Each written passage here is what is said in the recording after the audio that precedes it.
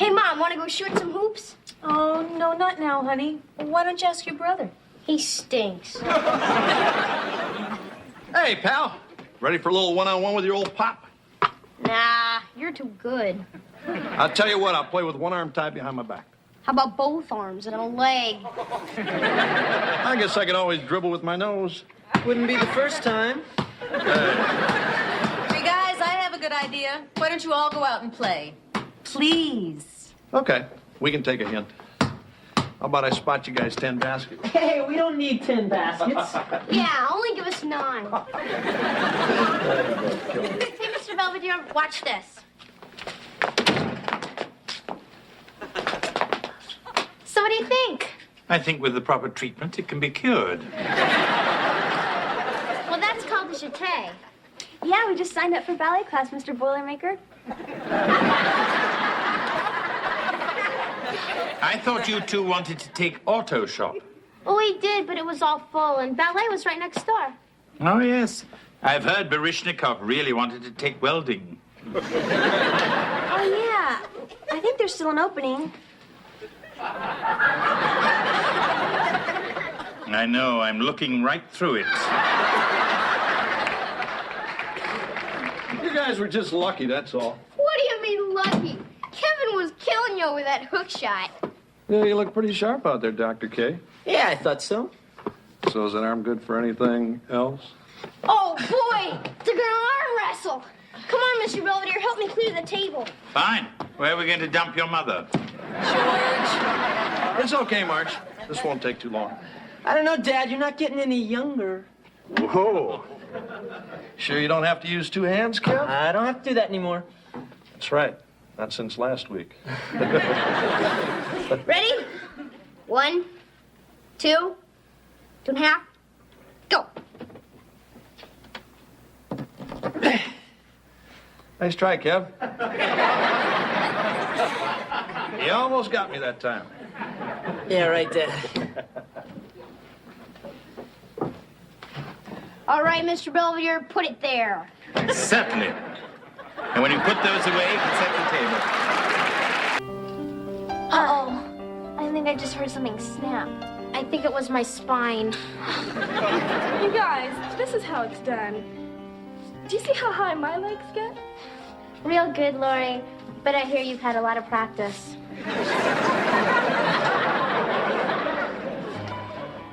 If you're looking for auto shop, it's right next door. No, I'm supposed to be in ballet. You are? Unbelievable. Hey, wait. Look, I'm sorry. Well, anyway, where's the rest of the guys? What guys? Coach told us we had to take this junk. You know, to improve your coordination and build up your quadriceps. I'm on the football team. Oh, really? Well, I thought you were on the chess team. That's a good one. Thanks.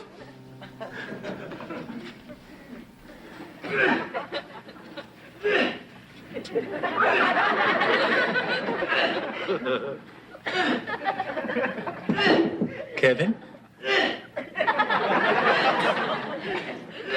I may regret this.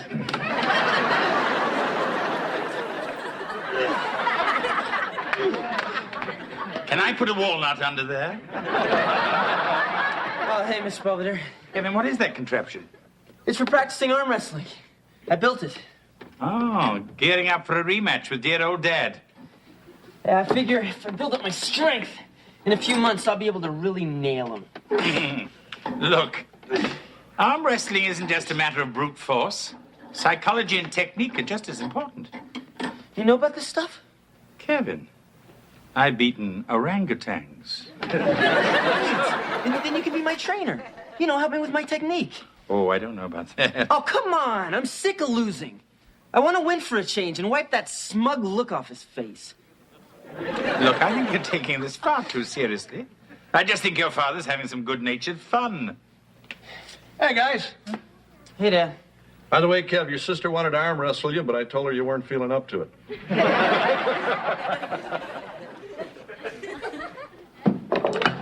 Lesson 1, the grip. Okay, Dwight, what do we call the period between the fall of the Roman Empire and the beginning of the Middle Ages? Halftime? No, the Dark Ages. Right. Now, come on, quit fooling around. You're never going to learn this stuff.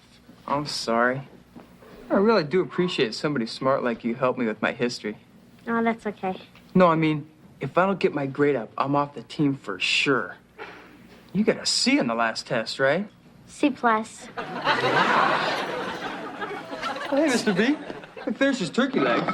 I know, Dwight. I'm trying to keep up. Now, let's see. We have some mashed potatoes, some biscuits, and gravy, and a canned ham to cleanse your palate. Thanks.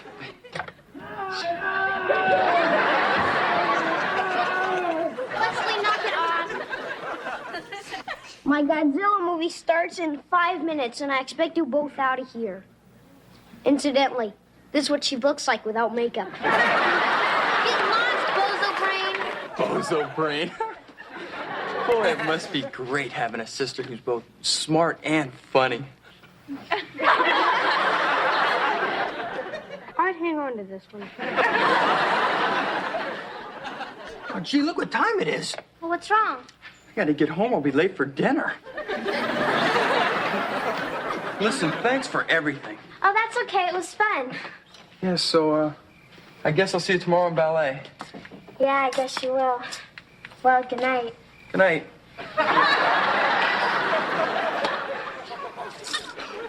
Okay, Angela, which color do you like the best? The red, the yellow, the green, or the orange? Why don't you leave them like that? Kind of makes your feet look like gorilla lifesavers. Hello, ladies. Oh, hey, Mr. Belvedere, you don't mind us doing our nails on the table, do you? Not at all. I was just about to take a bath in the sink. Dwight's taking me to a hockey game tonight. It's our 3-week anniversary. 3 weeks. Now, what is that? Lint?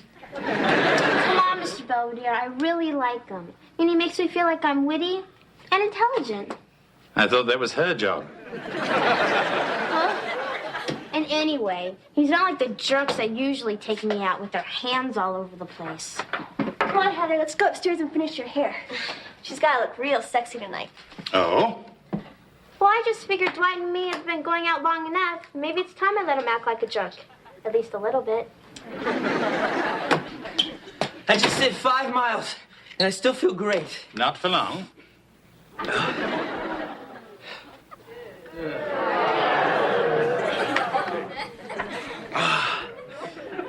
Mr. Belvedere, I think I'm ready for him. Are you sure? Got the strength, got the technique. I'm ready. Well, I think you better try me first.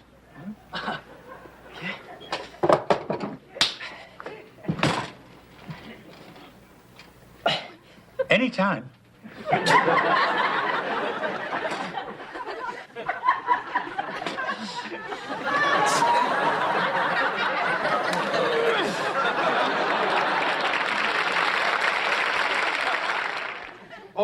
Okay, I got a great one.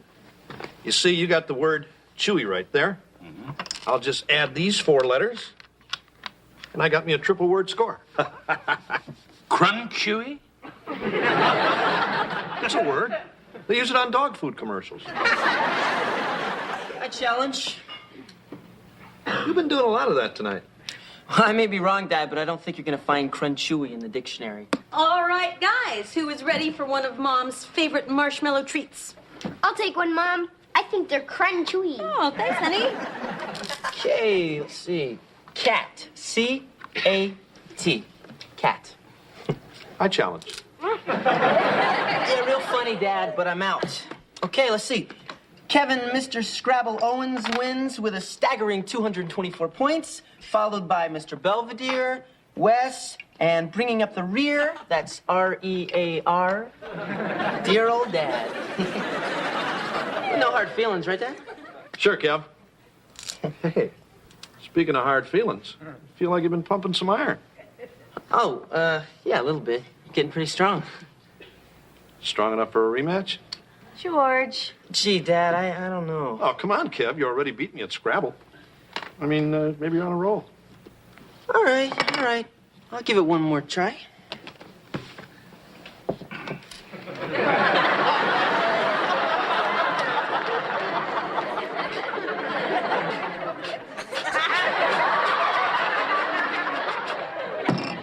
Ready.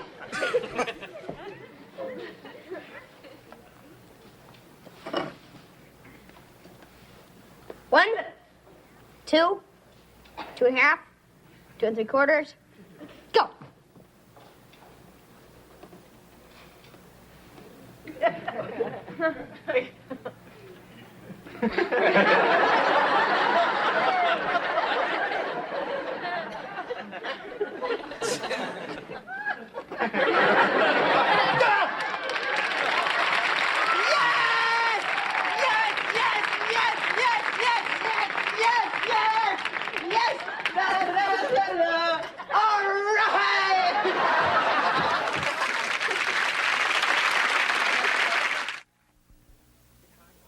Boy, was that a great hockey game or what? Yeah, I couldn't believe it when you caught that puck. Lucky for me, it hit me in the head first. Well, it looks like we've got the place to ourselves. Yeah, it looks like we do. Hey, mind if I watch the sports? Go ahead. 105 to 97. Hawks over the Pacers, 114 to 98. Is it okay if I turn this off? The light kind of hurts my eyes. 18 points. In Detroit, the Spurs breezed past the Pistons, 118 to 107, extending their win streak to 5. In a wild one up in Is it me or is it cold in Blazers here? edged out Denver, 145 I think it's you. Those are the home from the Sixers, nipped the Knicks, 108 to 103. All right, Philly! Well, it's you two. Hey, Mr. B. Give me a minute, Dwight, and I'll preheat the oven. Oh, no, you don't have to. I'll just take a sandwich or barbecued chicken. You know, whatever you got lying around. Hey, what'd you do that for? Well, sports was over. They went back to the news. Oh, okay. Look, Dwight, I've had a lot of fun singing these past few weeks. Yeah, me too. And I like the way you treat me, you know, with respect and everything. Sure. But it's getting a little old. What I'm saying is, if you wanted to kiss me or something, I probably wouldn't stop you. Gee, thanks. Hey, what's the matter with you? Does my breath stink or something? I mean, you're sitting next to someone who's looking pretty foxy tonight and tells you could do almost anything you want. So don't you feel like doing anything? No. Should I? Yeah, unless you're gay or something. Gay? Gee, I never thought of that. Huh? Better go home and tell my parents. Hey,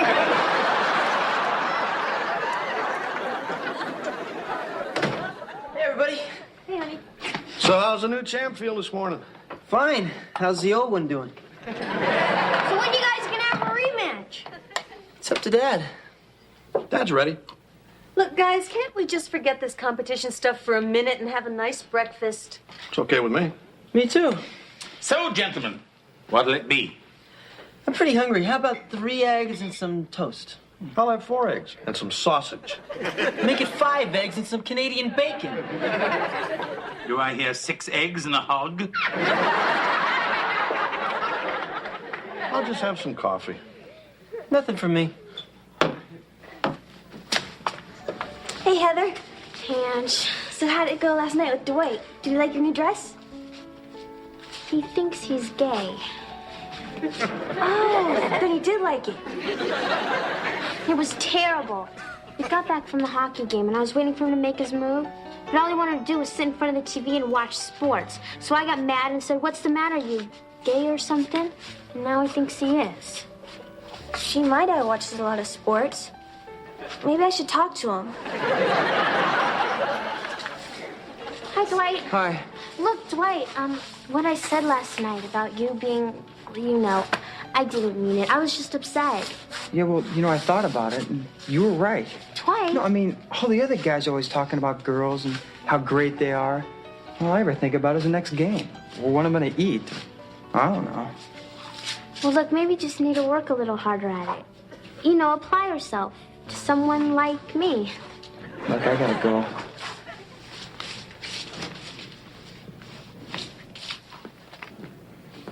Having a little snack? Yeah, I'm making a hoagie. Strange, I just saw Kevin with one. Yeah, well, mine's bigger. Yeah, I know it's stupid. The thing is, I don't really mind a kid beating me. It's just, why is he enjoying it so much? You seem to enjoy beating Kevin. Yeah, but I'm just having fun. With him, it's like there's something else. Perhaps you better ask him about that. What I really can't figure out is how he got so strong all of a sudden. It's like he's had somebody training for something.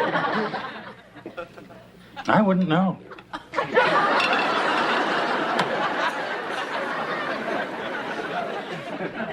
Oh, Dwight, I didn't know you were here. Oh, I'm picking up Heather. We got to practice our dance for our test tomorrow. I'm sorry we have no sports magazines. Oh, it's okay. I was just reading this article on the exciting new fashions for spring. Oh, is this a new interest? Oh, yeah, ever since Heather helped me realize I was a homosexual. Dwight. Oh, hi, Heather. You ready to go? No, not yet. Yeah, I'll be there in a second. You mind if I borrow this? Not at all. Heather, what did you do to that boy? Nothing. And even if I did, I'm going to fix it tonight. Hmm.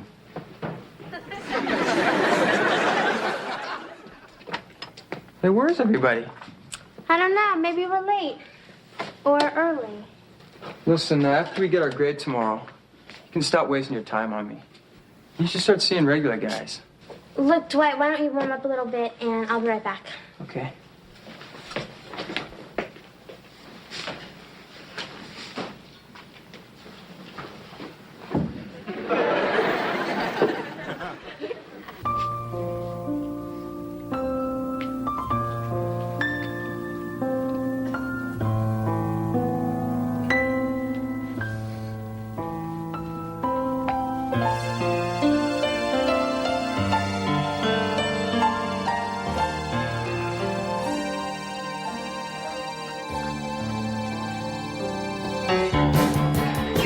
What are you doing?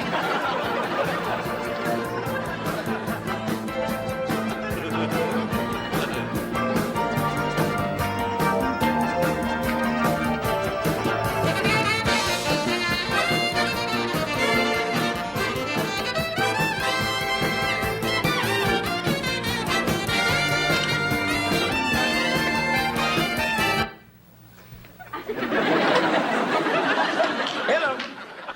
Mr. Belvedere, what are you doing here? I came to watch a rehearsal. I didn't know you were doing the dance of the Seven Veils. Yeah, but you ruined everything, and Dwight was just beginning to like it, weren't you, Dwight? I don't know. I thought you were having an attack or something. I was being sexy. Oh. May I say something to both of you? From the bottom of my heart. Sure.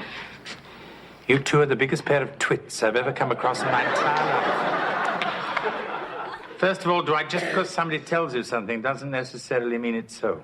Yeah, but she's pretty smart. Oh, yes, I forgot about Fatima's 1.7 grade point average. Well, if she's wrong, how come everybody else is doing stuff with girls but me? Somehow, I doubt that they're all doing stuff. Regardless, has it ever occurred to you that your lack of interest might mean that you're just not ready? Oh, yeah? Some people aren't ready for sex at 16. Some aren't ready at 20. Some, I think, will never be ready. But the point is, people grow and develop according to their own timetable. Sex is a normal, natural thing, but it is not automatic. It takes learning and maturity. Something which seems in short supply around here. Understand? I guess I sort of know what you mean. I think. Yes. Well, I suppose that's the best we could hope for. Carry on. Good night. So you want to finish rehearsing? Nah, let's go grab a pizza. Yeah. Yes! Yes! Yes! Oh, no. Okay, so you beat your old man. Big deal. Hey, you started it. What do you mean, me? You're the one who started walking fast. How was the movie? I don't know. I was too busy refereeing the bonbon eating contest. I won that. Come on, Wes, let's go pump your stomach and get you to bed. Yeah, I'm real tired, too. I'm gonna go up to bed. Not as tired as I am. I fell asleep in the car. So did I. You were driving. Gentlemen, I must say all this bonbon eating and fatigue comparing is a bit ridiculous. When the real issue is arm wrestling. No problem here. Let's do it. Gentlemen, take your positions.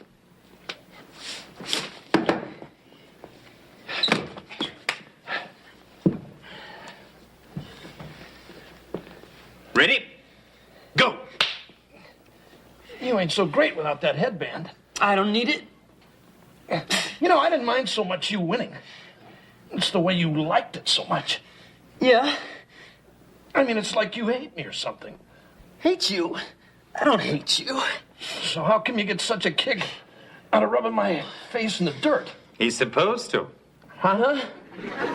It's only natural for the son to challenge the father and ultimately achieve dominance. It's a right of manhood common to all cultures, even subcultures like this household. So it was nothing personal? I thought it was, but I guess not. So what the hell are we doing this for? I don't know. Because I've got to achieve dominance?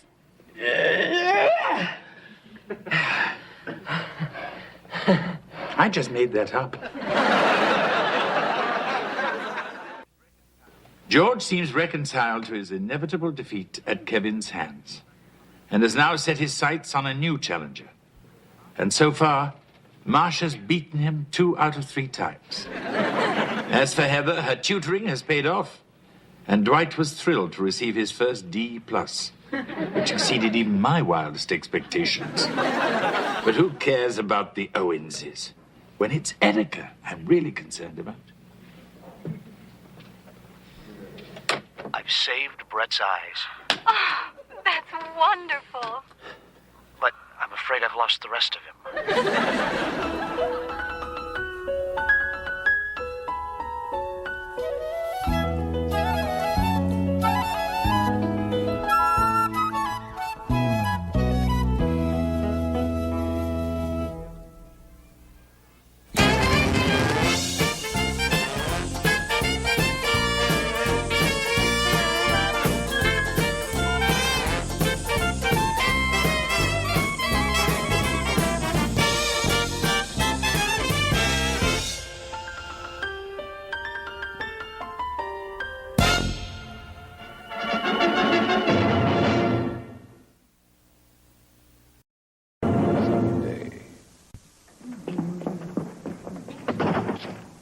Hey, guess who's breezing into town for a visit this week?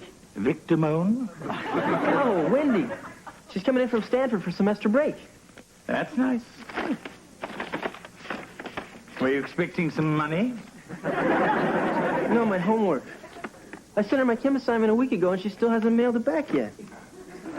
Wendy's still doing your homework? Yeah, sometimes. Kevin, the girl's in California. I know. The postage is killing me. Polly want a cracker? Polly want a cracker? Come on. I don't know what his problem is. Still no luck? The guy who sold me this turkey told me he'd be yakking away in no time. But so far, it's Zippo. Yeah, and I've been talking to him for hours, every night for the past 2 weeks. Wesley, we are supposed to cherish our pets, not to torture them. Look, I'm sure whatever you've been teaching Elvis is rattling around in that little bird brain of his, just waiting for the proper moment to burst out. So be patient. Okay. Come on, champ. I'll drive you to school. Take good care of Elvis, okay, Mr. Belvedere? Oh, yes, I'll polish his beak along with the silverware.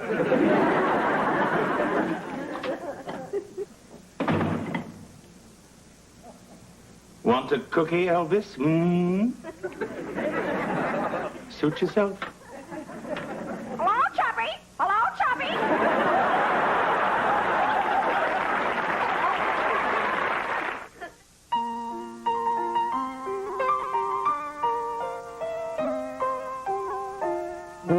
Streaks on the china never mattered before. Who cares when you drop kick your jacket?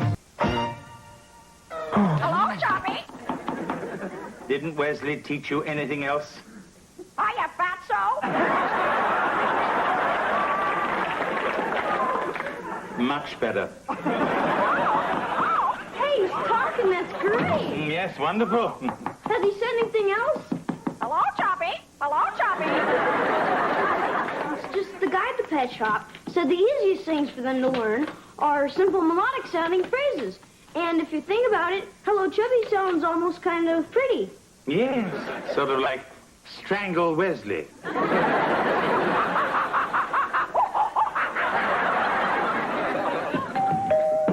I get it. Hi, I just flew in from California. Can I use your bathroom? So how you doing? What's going on at Stanford? Oh, you know, the usual. I get up, I go to class, I got engaged. What? I said I'm engaged. Isn't that unbelievable? Yeah. Who is he? Well, his name is Alan, and he's a graduate student, and we're getting married this Saturday because we're crazy about each other, and he says he can't wait a moment longer. Wendy, that's great. I hope we're not disturbing anything. Oh, no. Hi, Mr. Belvedere. Hi, Wesley. Hey, want to see my bird? Pardon me? Mine a bird. Everybody, guess what? Wendy's getting married. Does that mean you don't have the hots for my brother anymore? Wes.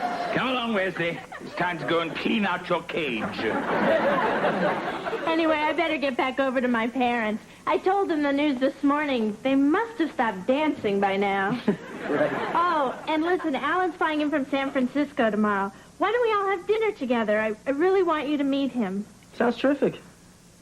Is it okay if I bring a date? Sure. Why wouldn't it be? See ya. Bye.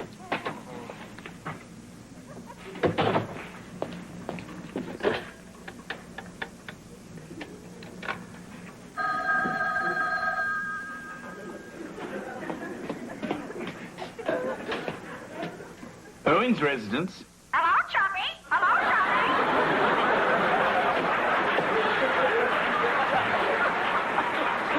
Hey, Belvedere. Who was that on the phone? An obscene bird call? Very amusing. Ah, come on, big guy. It was just a joke. Aren't you going to take him with you? No, he told me he likes it here. Besides, I think it's time to feed him. To whom?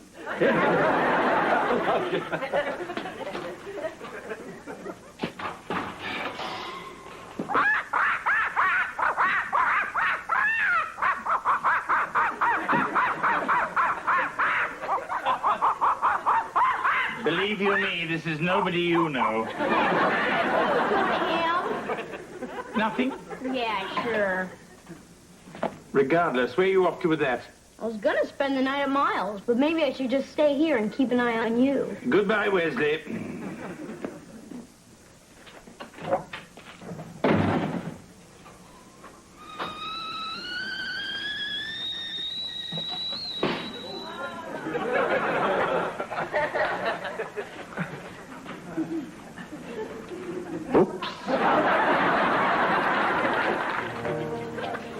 Hi, everybody. Sorry we're late. Kevin, this is Alan. Hi, I've heard a lot about you. Like what?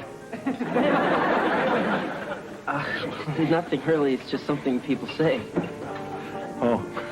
Anyway, Wendy, Alan, this is Fawn. Hi, Wendy. Hi, Fawn. So, why don't we just sit down, huh? So, Alan, Wendy tells me you guys met at Stanford. Oh, yeah. I was in the lab fooling around with a bunch of maggots and looked up and there she was. Alan's about to get his master's degree in entomology. That's the study of insects. I know that. I played a locust once in my Bible school pageant. We swarmed all over cardboard Egypt. That sounds like pretty interesting work, Alan. Oh, it is. In fact, I'm standing on the brink of a major breakthrough in the area of cockroach control. Alan, we're about to eat. See, I've developed a non-toxic chemical compound. It doesn't actually kill the roaches, but it leaves them sterile so that they can't have any cockroach babies. Gee, Alan, that sounds great.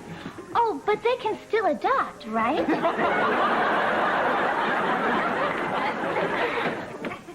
Come on in, guys. It's a shame Fawn had to leave early for baton practice. Yeah, well, she says things are getting pretty hectic with the Slag Festival coming up.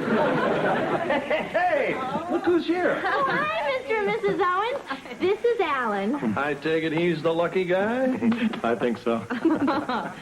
So, what are your plans for after the wedding? Oh, nothing much. Just go back to Stanford, finish school. Oh, unless somebody gets a little bug in their oven. It's fun, Alan. And besides, I've already promised myself no kids until I get my degree. No, I didn't promise.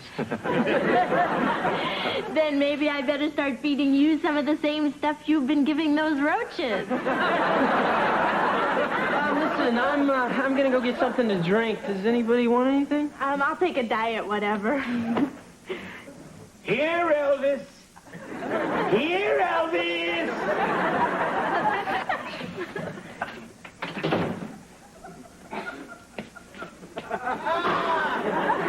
Hi, Miss Belvedere. Hi, Kevin. He's sleeping. How was dinner? How was Wendy's fiancé? He's okay, I guess. It's just, Wendy's real smart. She's real special. And personally, I think she could do a lot better. Kevin? Oh, hi, Mr. Belvedere. Hello, Wendy. This is Alan. Ah, how do you do, Alan? How are you, sir?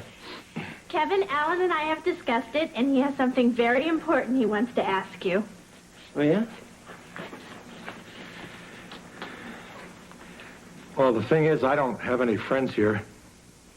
Or anywhere, really. I thought maybe if you weren't busy or anything Saturday night, you might want to be my best man. Sure, I'd be honored. Really. Well, great. Yeah.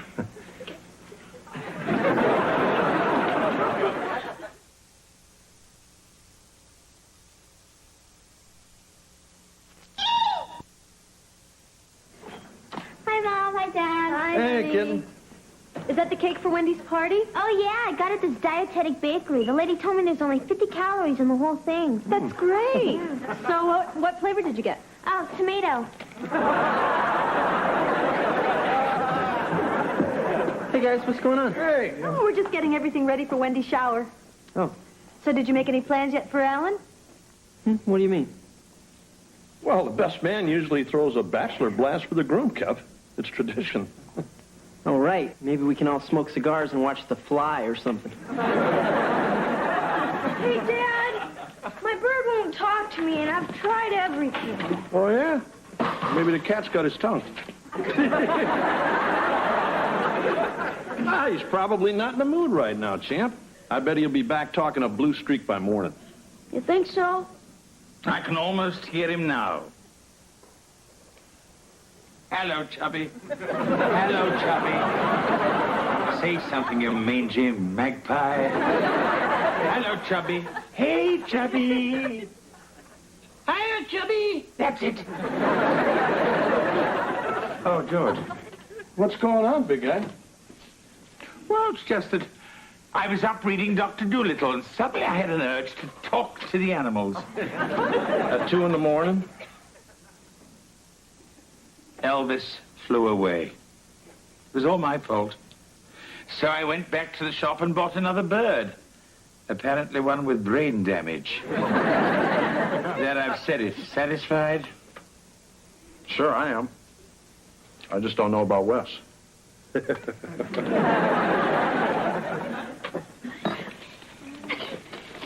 All right. This will come in handy. Alan, where have you been? Thanks, Deb. Oh, here, Wendy, open up mine. Okay.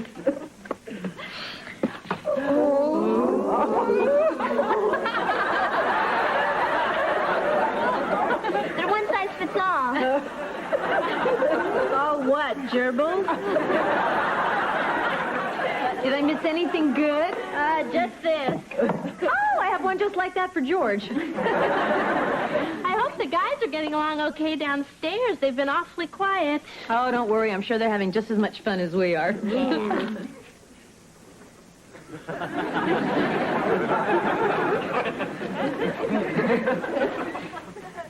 Really appreciate you guys going through all this trouble for me.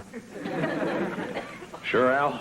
I mean, I've only been to one other bachelor party my entire life, and nothing compared to this. Everybody, it's showtime. Ready, Fly? Ready!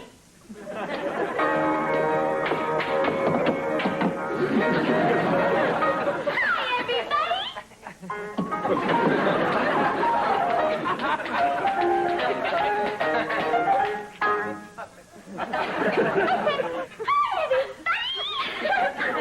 Get the raid. My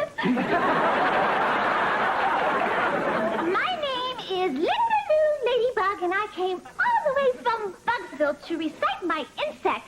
A, B, C. Just for you. Hit it.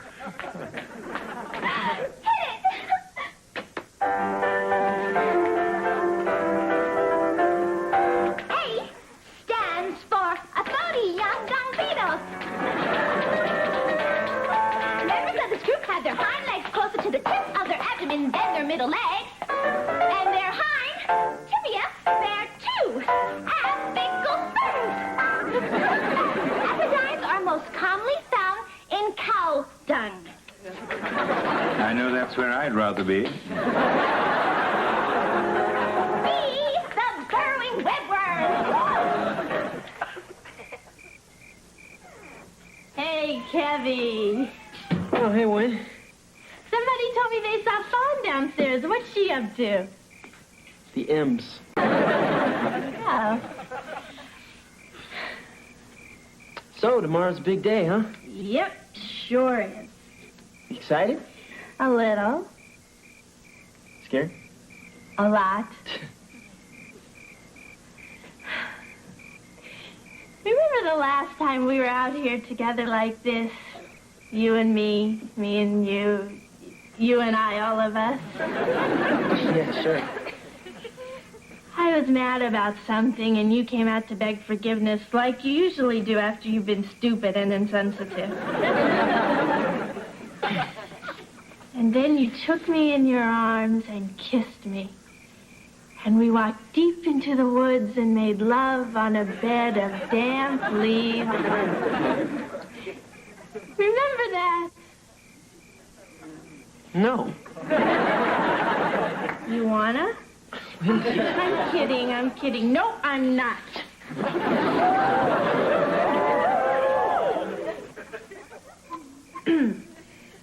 I trust you'll have the decency not to mention this to the other servants. Excuse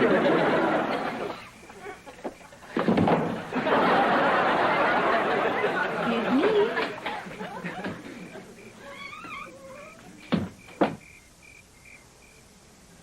Hi, Miss Belvedere.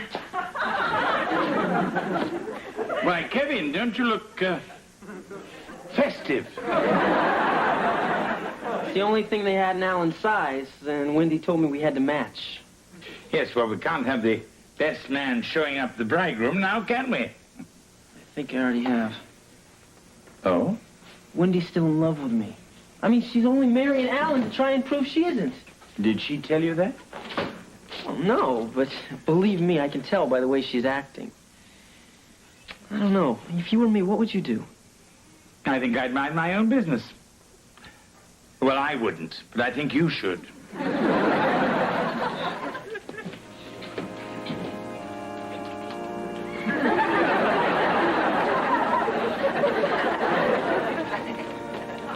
Come on, I want to get a seat up close. Not too close, they're probably sloppy kissers.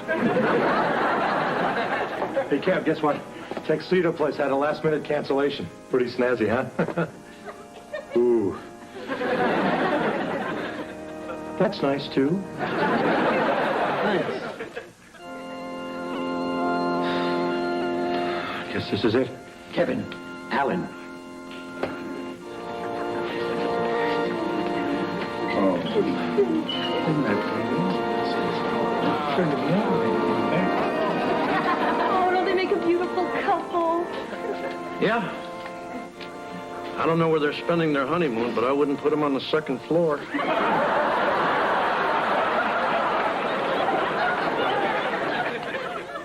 Dearly beloved, we are gathered here in the presence of these witnesses for the purpose of uniting in matrimony Alan Paul Schnabel and Wendy Gunzelman.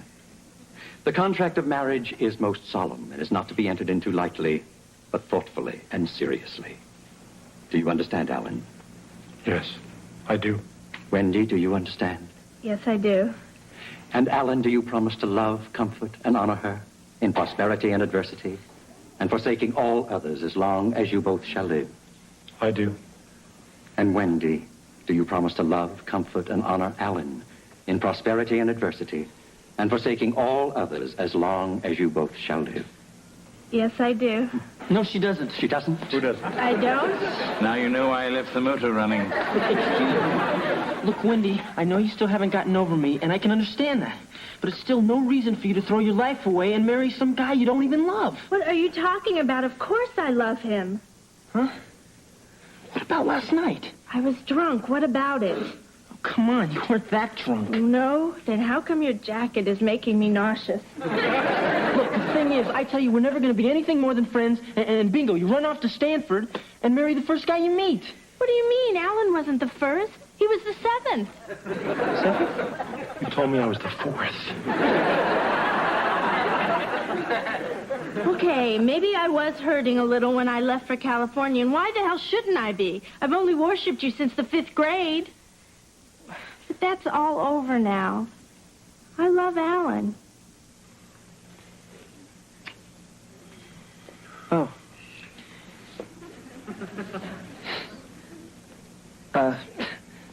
Then I guess you can, go ahead. Gee, thanks. Alan, do you take this woman, Wendy, to be your lawful wedded wife? I do.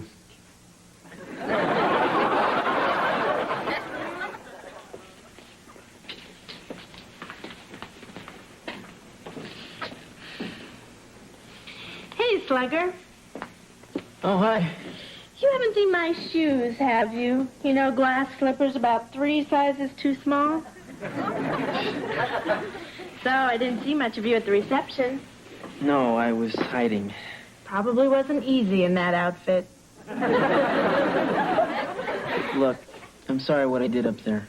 It's okay. Some people cry at weddings. You went berserk. I don't know, it's just... I'd kind of gotten used to you being in love with me. Gave me a secure feeling. Sort of like knowing you have a spare tire. That wasn't the best example, was it? Not really. And I guess I realized something else, too. I sort of love you, too. Wendy? Everything's packed. Okay, just a second. Well, I guess this is it. Yeah. A love tub in the Poconos awaits. You and Alan have a great life, okay? Thanks, we will. Well, Wow. see ya. Yeah. You take care.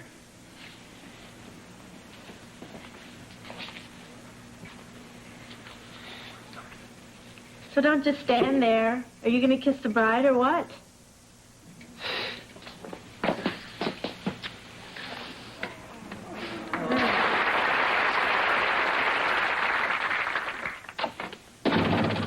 Okay, you think? Where's Elvis?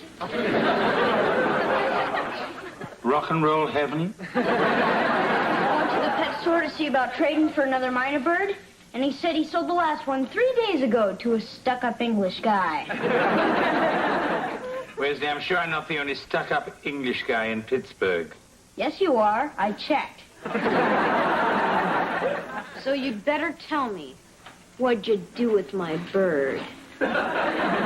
Nothing. And besides, you can't prove it anyway. Hello, Chubby. Hello, Chubby. Hello, Chubby. Hello, Chubby. Hello, Chubby. Hello, Chubby. Hello, Chubby. Hello, Chubby. Wow, stereo. Mr. Belvedere will be right back. Kevin just received a postcard from the Poconos. Wendy and Alan are thoroughly enjoying their honeymoon, even though the hotel discontinued the all-you-can-eat buffet the day after they arrived. Wendy claims it's just a coincidence. As for Heckle and Jekyll, they're still bombarding me with their avian insults. Wesley says if I took more of an interest in them, we'd get along much better. For once, I think Wesley may be right.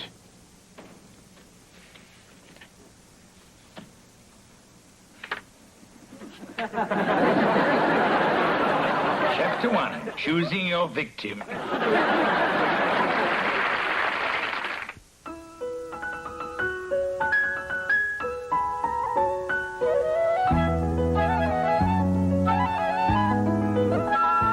I'm Britt Hume. Later on Nightline, she's a Navy officer who could go to prison for 2 years for fraternizing with a Marine enlisted man, even though they're married. They'll both join us live tonight. Lonnie and... I found it! Mom, I thought you got rid of that. I kind of remember this being bigger. Where do you want the 3 wise men? Oh, I don't know, honey. Why don't you just put them away in the manger till I figure out something to do with them? Either I'm really out of shape or Larry, Mo, and Curly here been scarfing ding-dongs all summer. Oh, look. It's Aunt Millie's popcorn ball elf. I hate that thing. It gives me the creeps, and it smells bad, just like Aunt Millie. At least it doesn't have a mustache. Hey, come on, Marcia. That thing's got to be 30 years old. I don't care. She worked hard on it. Oh, look, a piece is missing. Yeah, don't you remember last Christmas when Mr. Belvedere chipped his tooth? Oh, Merry Christmas. Wow, what a big tree. Not to mention heavy. It's a beauty, all right. You picked a good one, big guy. Oh, don't look at me. I wanted the aluminum model. Okay, gang, we've got a lot of work to do. Heather, I'm going to need your help trimming the banister. Wesley and Kevin, you're in charge of the outside lights. And George, here's the gift list. If there's nothing else you want dragged in from the forest, I'll be in my room. Oh, Mr. Belvedere, I thought we could go through the holiday cookbooks and plan Christmas dinner together. Oh, no need. I'll have everything prepared for you. So in my absence, all you'll have to do is just pop it in the oven. Oh, thank you. What do you mean, in your absence? Yeah. Aren't you going to spend Christmas here with us? Of course not, Wesley. Christmas is always my day off.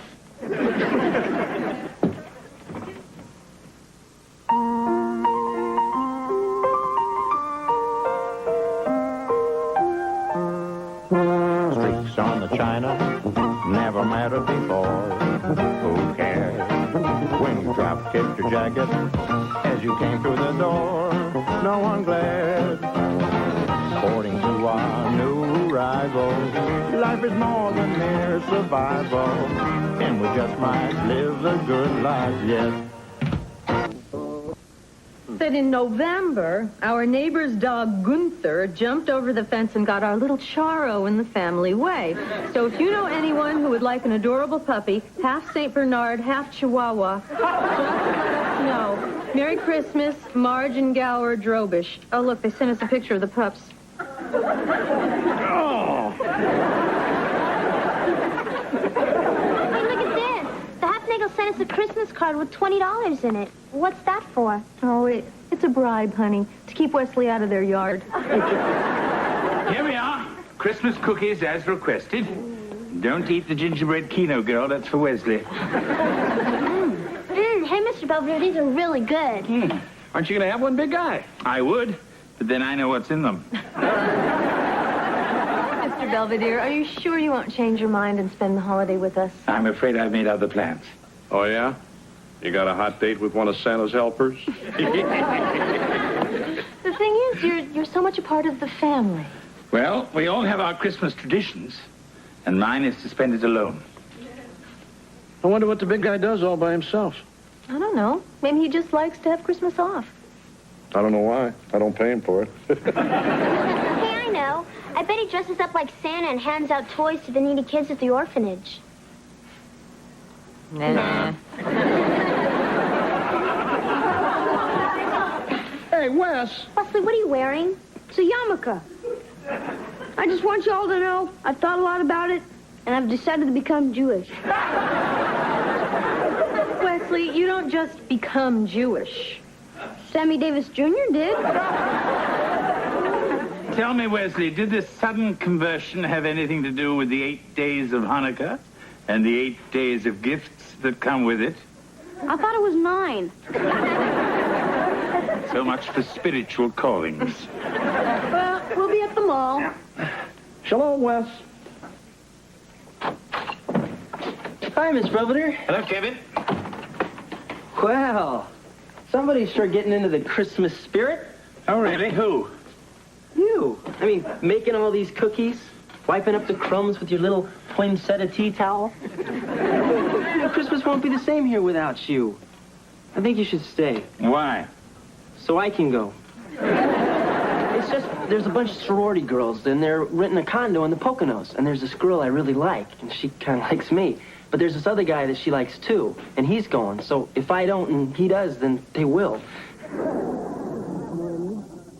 Not at all. Look, it's just if I'm not here for Christmas dinner, it's going to break Mom's heart. But if you're here, me being gone won't seem so obvious. You could even sit in my chair.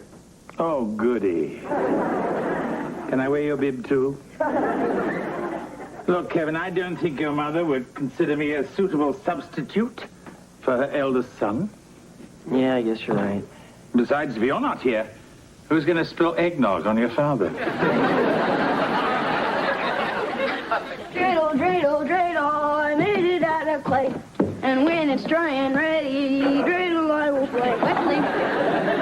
Hey, Wes, I thought we talked about this.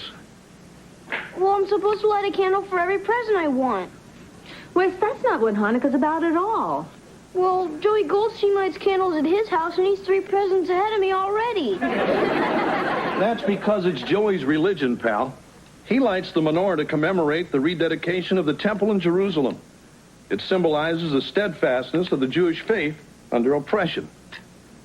Sandy Koufax told me that. Anyway, you're just doing it to get stuff. Yeah, but I figured it was worth a shot. Listen to me, young man. If I were you, I'd start thinking more about giving than receiving, or you're going to wind up not celebrating anything.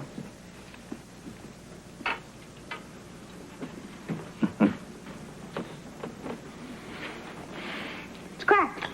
What? The glass on your watch is cracked. Thank you for telling me. So how is our littlest rabbi doing? Terrible. Mom and Dad think I'm a greedy pig. That doesn't sound very kosher. So anyway, what do you want for Christmas? How about my room to myself? Well, I know I could get you a new watch. I already have one. Then I'll get the old one fixed. I like it the way it is. You know, I'm up here trying to have the true spirit of Christmas, and you're sure not being very cooperative. Goodbye, Wesley. You know, bah humbug to you, too.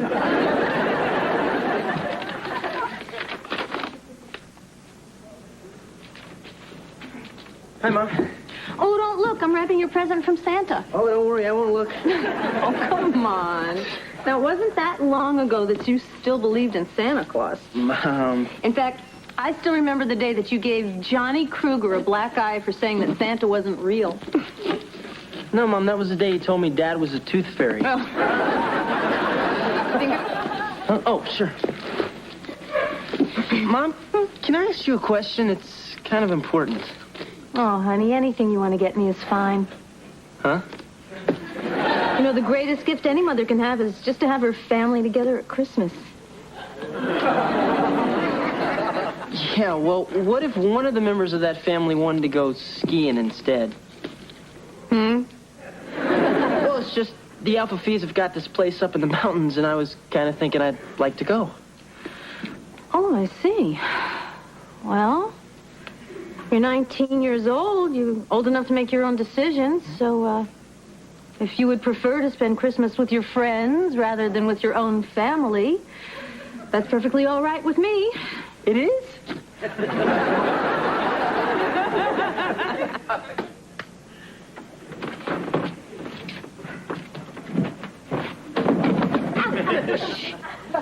You want to blow the whole operation? Oh, if we get caught, I can forget about getting my own phone for Christmas. You can forget about it anyway. I peeked. Here it is.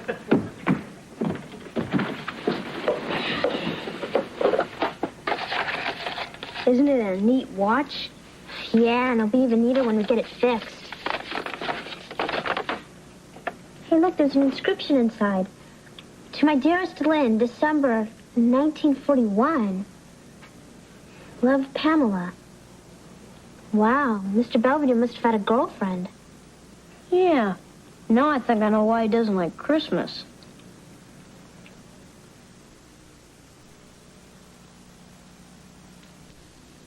My brother Reginald has been called up to the army. I must take care of his children. Leaving London tonight for Sheffield. With this Christmas gift, remember me and our time together. God bless you and keep you safe from harm. Love, Pamela. P.S. Did you finish the peanut brittle? What's the matter? What are you crying about? That. So tragically beautiful. Huh? Oh, Wes. This Pamela was the great love of Mr. Belvedere's life. I thought it was Oreos.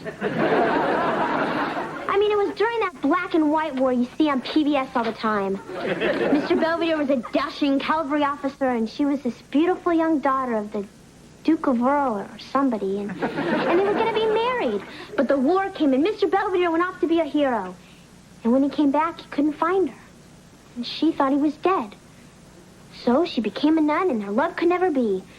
And that is why Mr. Belvedere hates Christmas. That makes sense. Come on, Wes, get off the phone. I have to call Angela. You can't. I'm talking to Sheffield. You mean like in England? Yeah. I'm trying to find Mr. Belvedere's girlfriend. You're crazy. All that stuff happened over 40 years ago. So? So you can't just pick up the phone and expect her to be there. Grow up. Hello, is this Miss Pamela Kent? It is? Well, do you remember a guy named Lynn Belvedere? You do? So listen, you ever been to Pittsburgh?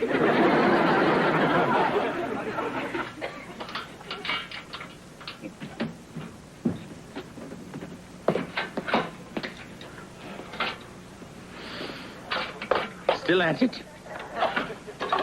I don't believe this. The guy at the store told me this thing was so easy to assemble, even a monkey could do it. Maybe you should hire one. Anyway, I thought that Wesley already had a bike. Oh, no, this is for Marcia. She says she needs it because her butt's starting to droop. Well, it happens to the best of us. Good night.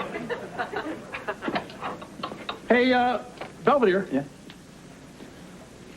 Did you say anything to Wes? Well, I mean about Christmas.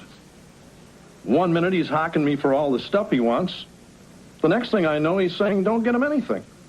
All he cares about is something he's getting somebody else. I didn't do anything.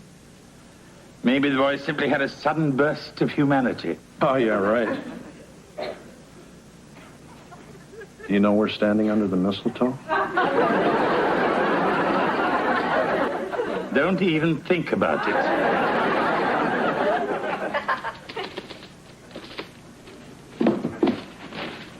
Hey, Mom, Heather's snooping under the tree. Hey, look, I'm looking for my phone. You relax. I'm just kidding. Merry Christmas. What are you giving it to me now for? Well, it's Christmas Eve day, and it's kind of a neat gift. I want to see your face when you open it. Well, why can't you see my face tomorrow? Because I won't be here tomorrow. Huh? I'm going on a ski trip. What? Hi, guys. Bye. Hey, Mom, did you tell Kevin he could go skiing on Christmas? No, I told him it was his decision. But how come he gets to go away and I can't go with Angela and celebrate Christmas in the Bahamas? Heather, only Perry Como celebrates Christmas in the Bahamas. Yeah, well, that's not fair. Oh, honey, you have to understand. Your brother doesn't mean to be a jerk, but he's a man. And sometimes men get these overwhelming urges to be thoughtless and sensitive and selfish. It must be the same genetic deficiency that makes them play golf. Boy, that mall's a madhouse. It took me an hour just to find a place to park. Well, fine. If Christmas is such a hassle for everybody, why don't we just forget the whole thing? Huh? What's the matter? Mom's all bent out of shape because Kevin is spending Christmas in the Poconos. What? You know, at least I'm not trying to spend Christmas in the Bahamas. Hey, look, I'll settle this. You're grounded. Both of you. Ha-ha. Oh, great, Heather. I'll just take my phone back. Oh, come on, Kevin, give it back. No, you Stop it, you two. Hey! If this is the way Christmas is going to be around here, maybe we should forget it. Hey, you want to go to the Poconos? Go to the Poconos. You want to go to the Bahamas? Start swimming. Hell, I may as well go to work tomorrow. There's no reason I hang around here. Fine. It's been look a lot like Christmas.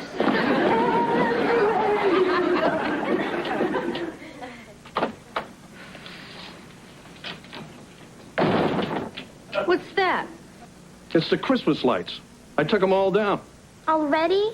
Sure. I figure our Christmas is over. Why wait till August?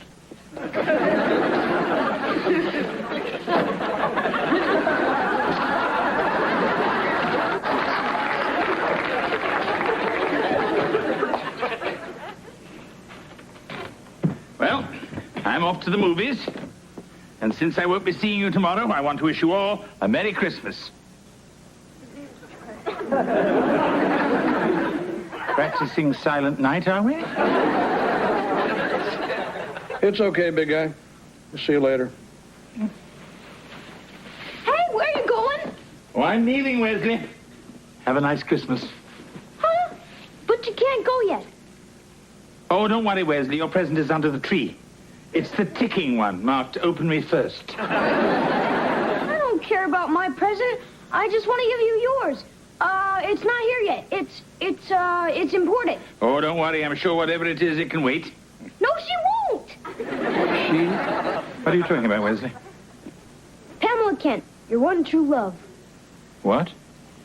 It's just I wanted to get you something special, so I snuck up to your room to get your watch fixed, and that's when I found out about Pamela and why you don't like Christmas. Oh, Wesley. When you jump to conclusions, you don't fool around. Well, Heather helped. Mr. Belvedere, who's Pamela Kent? Oh, just a friend I knew during the war. You mean you two weren't in love? Well, we were very fond of each other. But then, those were extraordinary times. Anyway, it would never have worked out. Why not? Well, for one thing, she's 20 years older than I. She's what? Don't answer that. Oh, yes. Hi. Can I help you? Lynn?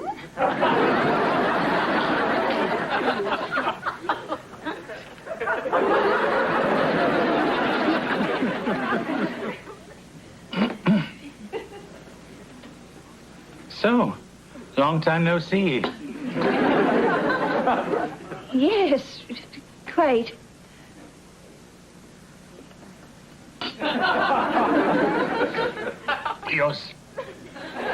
You're certainly looking very well. Oh, thank you. I play bingo 3 times a week at Twickham Hall.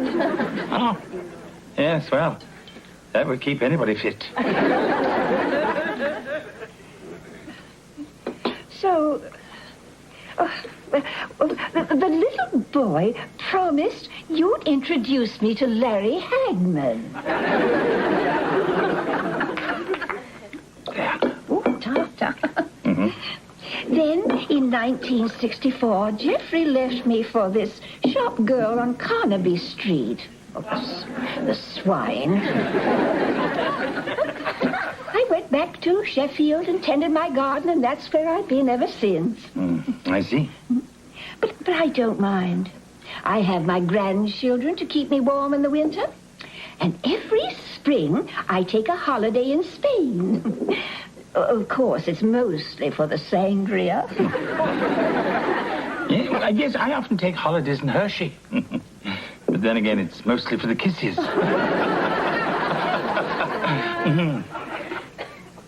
Is there anything wrong? No. It's the way you looked at me just now when you smiled. It reminded me of that afternoon during the Blitz when the bombs were falling and they evacuated the Hyde Park Hotel. You threw me over your shoulder and whisked me up the fire escape to the Queen Anne suite. If I remember correctly, that was quite an afternoon.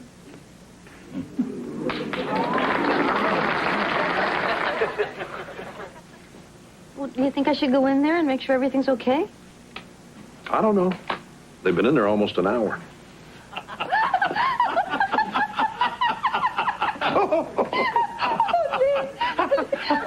I haven't laughed this hard since you bared your backside to that German dive bomber. You mooned a Messerschmitt? We were low on ammo. So, you guys are getting along okay? Yes, Wesley. It simply took us a little time to get reacquainted. Yes, and it was so kind of you to bring us back together. You know, your son is a very thoughtful and generous young man. Yeah, we know. I especially like flying first class. Well, now that you two are back together again, does this mean you don't hate Christmas? Oh, I never hated Christmas, Wesley. But I thought you... No, it's just thinking about Pamela and the friends I'd lost during the war. Christmas has always seemed a little bit sad to me. Except for this one.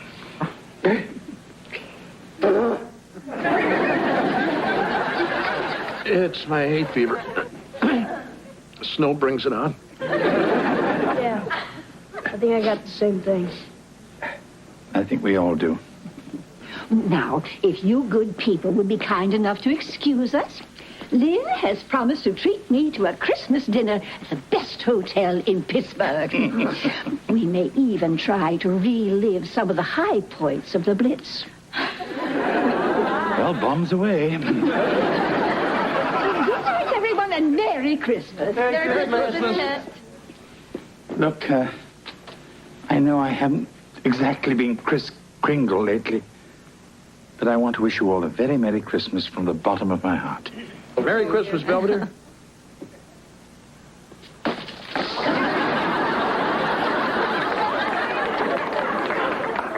Settle down, Pamela.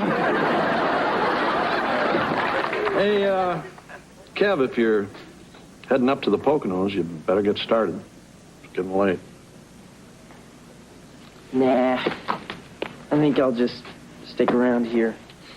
Yeah, me too. I don't like swimming in the dock anyway. So, as long as we're all staying, why don't we open up some presents? Yeah. Wow. Big box. What's mine? Merry Christmas, Marcia. I put it together myself. Honey, it's the best job you've ever done. Thank you.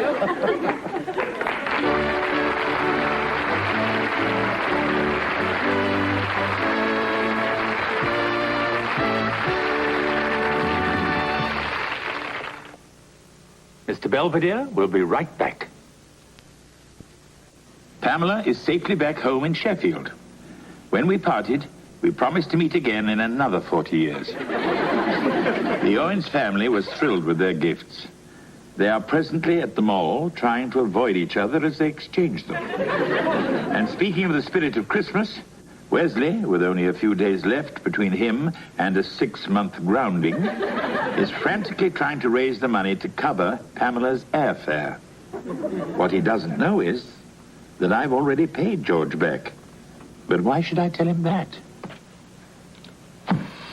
I mean, I love him. But that doesn't mean I can't have any fun.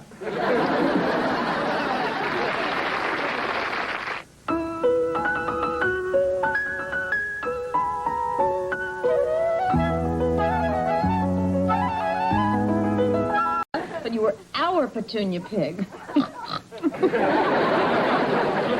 Oh, look at that one of Kevin when he broke his arm. Oh, Kevin, come here for a minute. Oh, you look so brave in your little cast. I understand. Okay, could you please have Colonel North call me when he gets back from the cleaners with his uniform? Thanks. Getting some tips on testifying? No, it's my stupid history assignment. I gotta find some stupid person who's at some stupid historical event and get him to talk to my stupid class. Well, at least you got a good attitude. I figured I'd get someone to talk about that Iran-Contra thing. I'm surprised you didn't call the president. Now, even if I got through, he probably wouldn't remember much.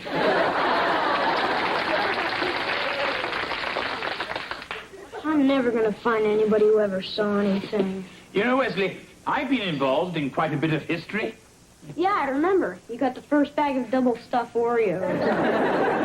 I mean, besides that, I was at the opening of the UN, at the coronation of Queen Elizabeth. And I was at the city zoo the day someone let the rhino loose, and it ran amok downtown Pittsburgh. Nah, can't be something about me. Streaks on the china never mattered before. Who cares when you drop kicked your jacket as you came through the door? No one glared, but sometimes things get turned around and no one spared. According to our new arrival, life is more than mere survival, and we just might live the good life yet. Mr. Belvedere. Dinner in 20 minutes, Mrs. Owens. If you'd like to tell Wee Willie Winky. Yeah, real cute, Mom. Oh, I guess the kids do get a little bored looking at these. Oh, it's a very nice picture of George and Heather in the park. Oh, well, actually, that's me, right before we got married. Nice of him to buy you a balloon. You know what I just realized? We don't have one nice picture of the whole family together. At least not since this one that we took for our Christmas cards, but that was 10 years ago. Wes wasn't even talking yet. It must have been the best Christmas ever.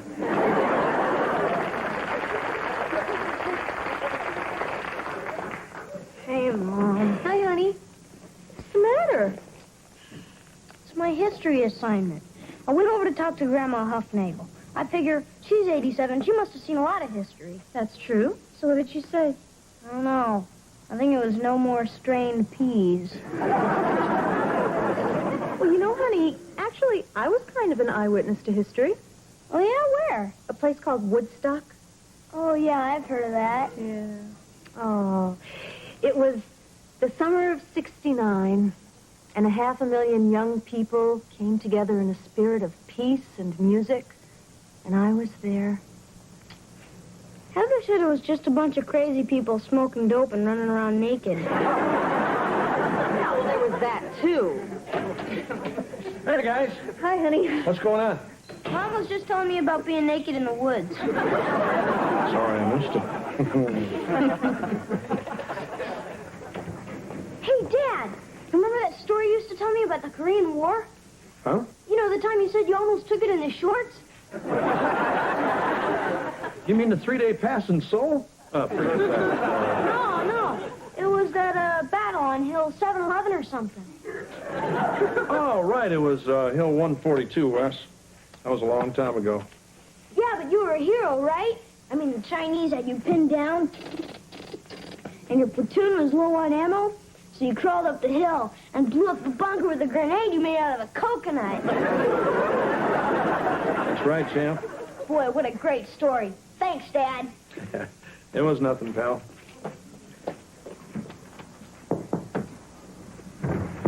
Come on, Mom. Why can't I get it now? Because there's nothing wrong with the one you've got. Mom! Look, you're not going to get another one till you're old enough to pay for it yourself, and that's final. What are we talking about? A new car? A new nose. My next guess. Sophia, I found this article in this magazine. 50 best celebrity noses. Which one would you pick? Thank God. Yes? I was called about shooting the family. What a delightful idea. Mr. Friendly? Phil's family photos. That's me right there. It's not a very good picture. What's going on? Well, I decided that since we don't have a picture of the family, I'd have one done professionally. Well, that sounds splendid. If you'd like, I could show you some samples and maybe give you a few ideas. I remember when I took a picture of Gandhi and his family. He hadn't eaten for 3 weeks, and I made the mistake of saying cheese.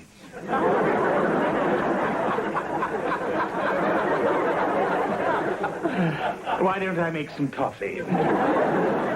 Or if you don't want a formal sitting, we could do an outdoor shot or a composite or we could dress you up like cavemen.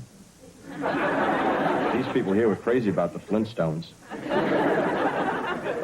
Actually, I think just the family on the couch would be nice. Sure. Heather! Oh, guys, come here a minute. Mr. Friendly, I'd like you to meet my sons. This is Kevin and Wesley, and my daughter, Heather. So, what's going on? I'm going to take your picture, little boy. Are you from the police? Oh, sweetheart, he's going to take a picture of all of us. So if you guys want to sit down, I'll get an idea how this is going to look. Hey, shouldn't someone go get Heather a paper bag? Here's the coffee. Oh, thanks. Mr. Belvedere, we are going to take the picture on the couch. We're just trying to figure out where to put everybody. Oh. Yeah, I don't know if we should all sit or stand or what. Yeah, it does look a little lopsided. Is this everyone? Oh, no. Mr. Belvedere. Yes. Would you please sit here and pretend to be George? Oh, certainly.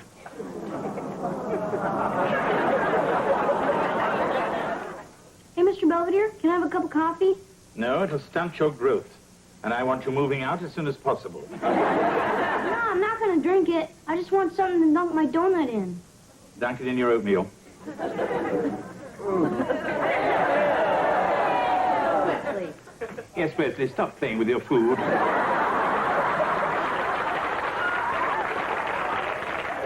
If Mr. Friendly calls about doing the portrait, tell him that Thursday night will be fine. Certainly. Oh, by the way, you know, Thursday's my day off. I may be going out. Oh, well, that's perfect. We won't get in your hair. Hey, guys. See you later. Hey, wait a minute, Dad. You're not doing anything Thursday morning, are you? I don't think so, champ. That's great, then. You can come talk to my class. About what? Being a big TV sportscaster? No, it's my history assignment. You're going to tell everybody about the Korean War and how you took Hill 142. Yeah, right. I gotta go. All right, before we get to our math quiz, I'd like to find out who everyone's bringing for his or her eyewitness to history. Lisa. I'm bringing in my Aunt Frida, who was at Disneyland on opening day in 1955. She was the very first person to throw up on the teacups. That sounds very nice, Lisa. Vance. I'm bringing my father, Vance Sr. In 1984, he engineered the leverage buyout of Consolidated Products. He put 5,600 people out of work. Thank you, Vance. Wesley.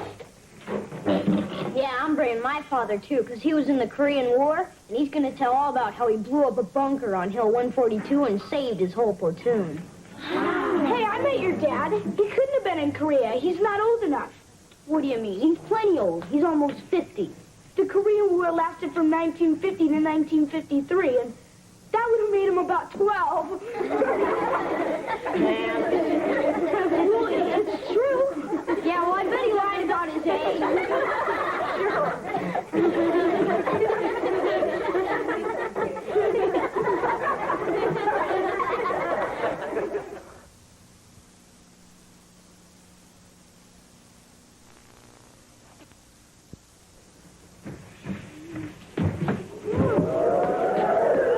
Mr. Belvedere, do you think there's anything wrong with having my picture taken dressed like this? Not if you're posing for Gestapo girls. Well, I want to wear this in the family photo, but Mom says I gotta look nice. Well, I'd like to help you. But this picture business doesn't really concern me. Oh, okay.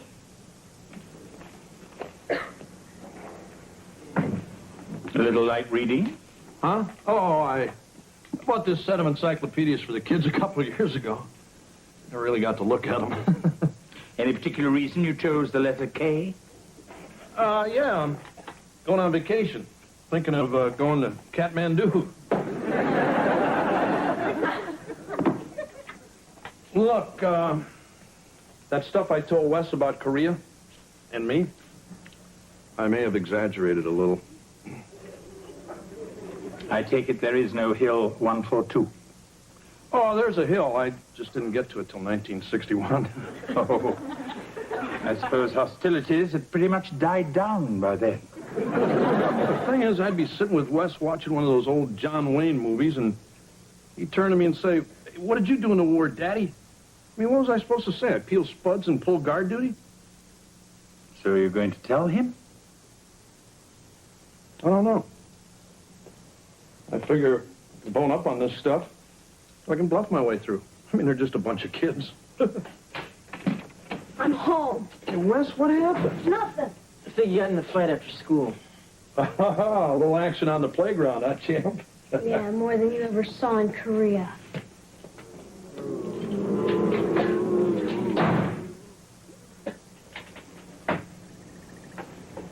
Hey, Wes.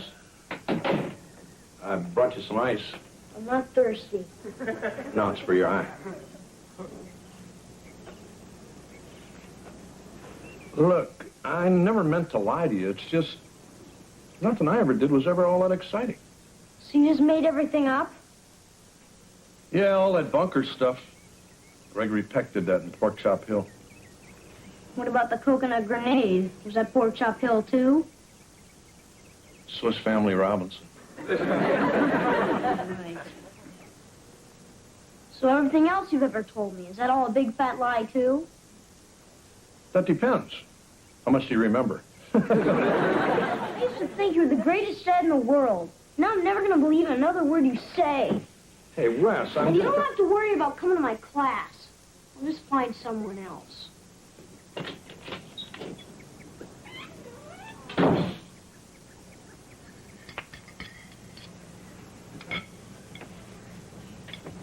So I finally talked to Mr. Friendly about the portrait, and everything's all set for Thursday night. Sure. I'm not having my picture taken with this nose. Your nose is fine. No, it's not. It's starting to look like his. Okay. How's everyone's dinner? George, you haven't touched your pork chops. Real funny. I'll be upstairs. I'll be outside. I'll be in my room. Everybody seems so touchy tonight. I wouldn't know. I just work here.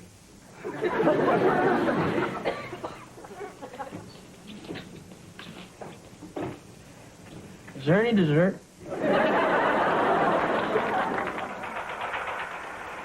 Anything good on? Just some dumb war movie.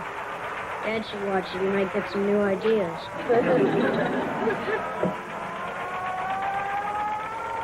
Wesley, you know, your father feels very badly about what happened. I'm sure. So anyway, if still okay, I'd like you to come and talk to my class. Certainly, Wesley. I'd be flattered. Thanks. Your stories may be boring, but at least they're true. Sure, Sonia, I'd love to go. Are you kidding? I'm crazy about Latvian folk dancing. Great, tomorrow at 7. I'll be there with bells on. Oh, everybody will? Kevin, I thought you'd given up on women. Oh, yeah, but Sonia's from behind the Iron Curtain, so I figure she'll be more grateful. Besides, she is gorgeous. I hate to burst your Baltic bubble, but I think tomorrow night is the family photo. Oh, no. Mr. Belvedere, you've got to do something to help me. Fine. I'll take her out. I have no plans. Something wrong? No. It's just a little joke. Hey, are you hurt because Mom didn't ask you to be in the family photo? That's ridiculous. And when did you get so perceptive, anyway? Well, look, I'm sure I tell her how you feel. Don't you be the word of this to anyone. Else I'll tell your parents about Monique and why the station wagon had to have new shocks.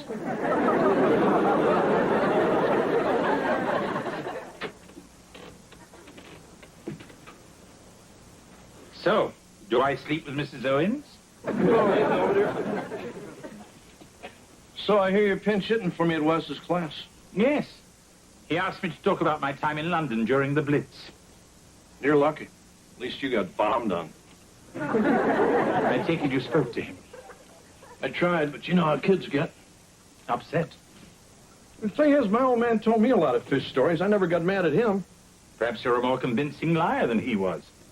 So what am I supposed to do? I mean, I got to get my kids' respect back. I don't know. Perhaps you should stop telling him about the man you aren't and start acting like the one you are.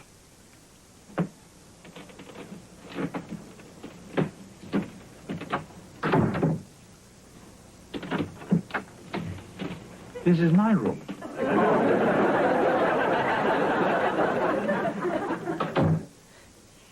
I waited outside for hours and hours, and finally he came out. And as he passed by, I reached out and touched his robe. He stopped, placed his hand on my head, and let me kiss his ring.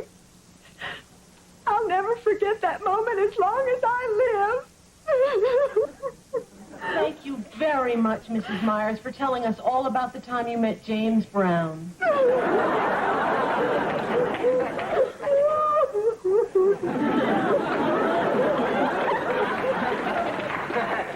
Wesley, I believe your guest is next. My eyewitness to history is my housekeeper, Mr. Belvedere. He was in London when the Germans were dropping bombs on it, and he's going to tell what a scary and exciting time it was.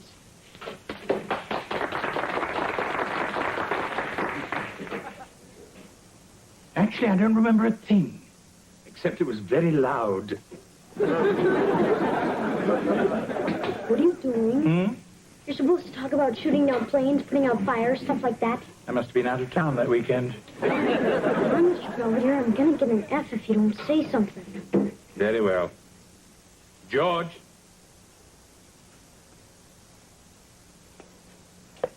Hi, guys. What are you doing here? I'm going to talk about Korea like you asked me to.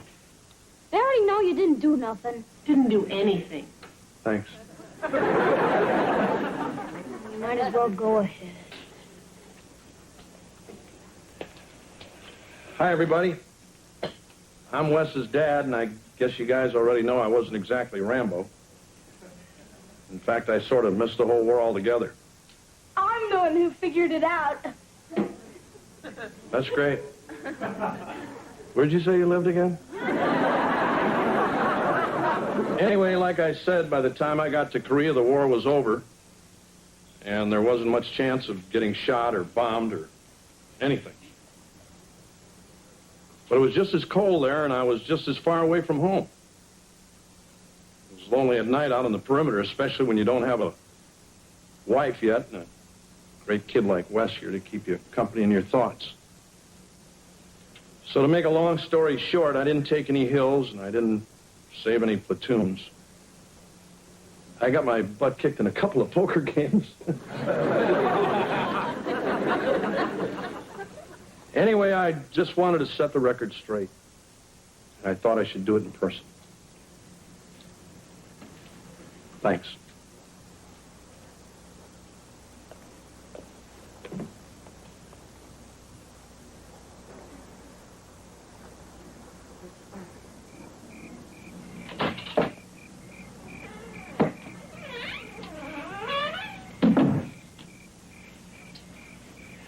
Mom said we're going to be taking a picture pretty soon. Yeah, okay, champ. Hey, you want to toss the ball around for a minute? We'll catch heck from Mom if we get dirty. Yeah, right.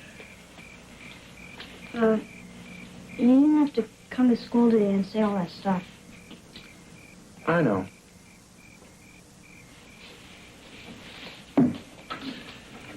I hope I didn't embarrass you. No. Even Vance said it took a lot of guts to show your face.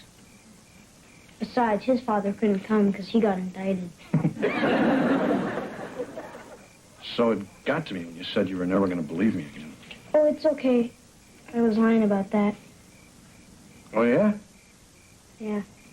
And you know, I like the story you told today even better than the one you made up.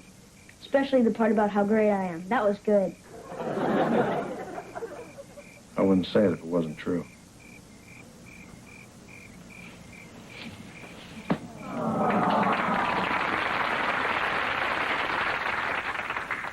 Listen, I've got a date. Couldn't you take my picture now and stick it in later? I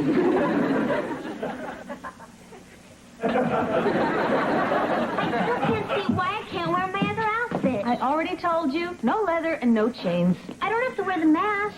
You're ready. Oh, okay, everybody on the couch. Well, if there's nothing else, I'll be toddling off to the cinema. Hey, you can't go. We're taking a picture. Oh, honey, Mr. Belvedere doesn't want to be in our silly picture. Do you? I wouldn't know. I haven't been asked. Well, I would have, but we never know how you're going to react to this kind of thing. What do you mean? Well, if I'd asked you, you probably would have said no, but I didn't, so now you're hurt. Yes. That's what makes me so fascinating. More like a pain in the butt. I mean, sometimes you act like you want to be part of this family, sticking your nose in everyone's business. But the minute we say, sit down and join us for dinner, you give us that I'm only the housekeeper routine. Well, it's just that sometimes I crave the warmth and see a wonderful family like this. And then Wesley will do something like that, and I'll think it's time to go. Sorry. So which is it? You part of the family or what? Lucky for you, I have my best suit on. All right, everybody, smiles.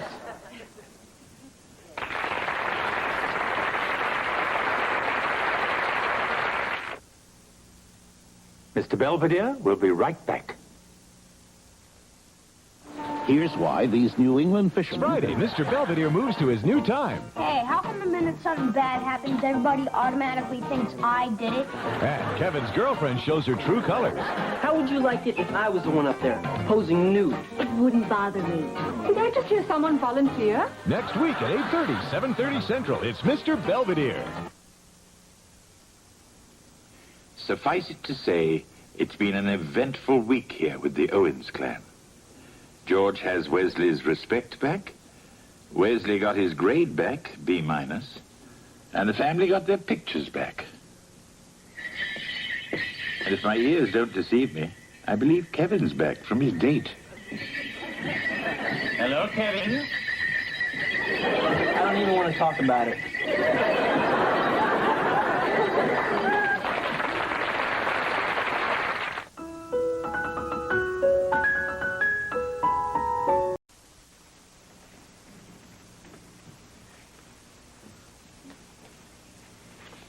It was... If you're looking for change, I already got it. What you doing, honey? Nothing, just looking for my snake.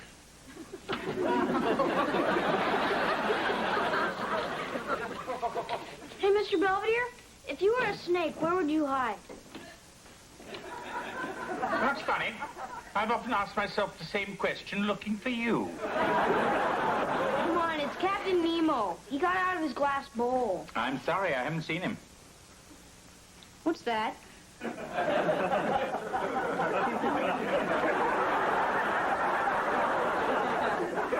kielbasa. A Polish sausage. Oh, for a minute I thought it might be Captain Nemo. Wesley, I'm not in the habit of eating people's pets. What about that rabbit I got for Easter? You were tired of him anyway.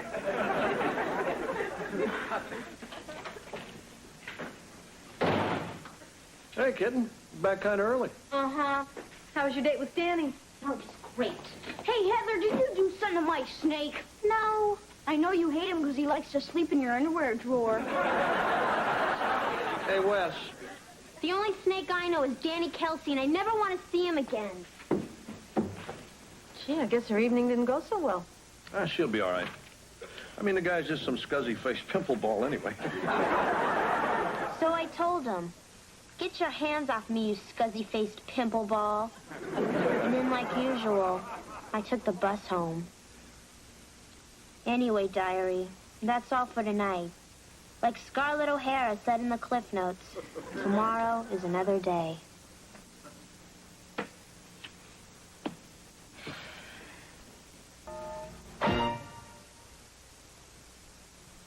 Ma'am, would you choose hamburger? Captain Nemo! Captain Nemo! There are few things as touching as a boy and his snake. Boy, he's never stayed out all night before. It's just not like him. I'm sure he'd call if he had hands or money.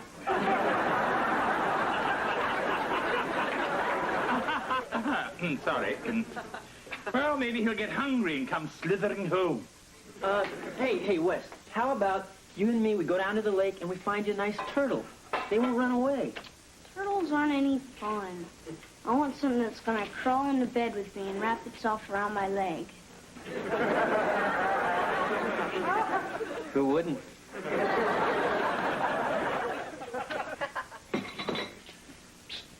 You alone? Why? I got Heather's birthday present. I don't want her to see it. Spoil the surprise.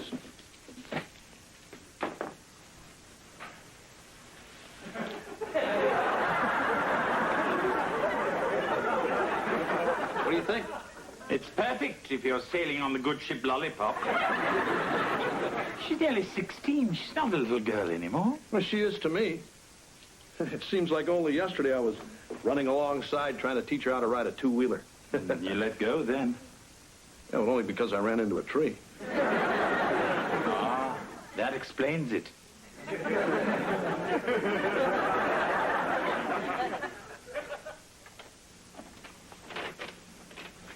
Hi, Mom. Hey, Ev. How was the mall? Oh, we didn't go. Angela's mom took us downtown. Oh. Yeah, it's really weird. All the stores are right on the street, and when you go outside, there's no roof or anything. So, did I get any phone calls? Oh, yes. Danny called. Oh, yeah? Did he call to say he was sorry? No, he called to say he won't be coming to your party. I don't believe this. Danny and I went together for almost 2 whole months. There'll be plenty of other boys. Yeah, and the same thing's gonna happen with the next guy. We'll be sitting in the drive-in, and he'll say, "Gee, babe, if you like me so much, why don't you prove it?" And you know what I always do. The right thing?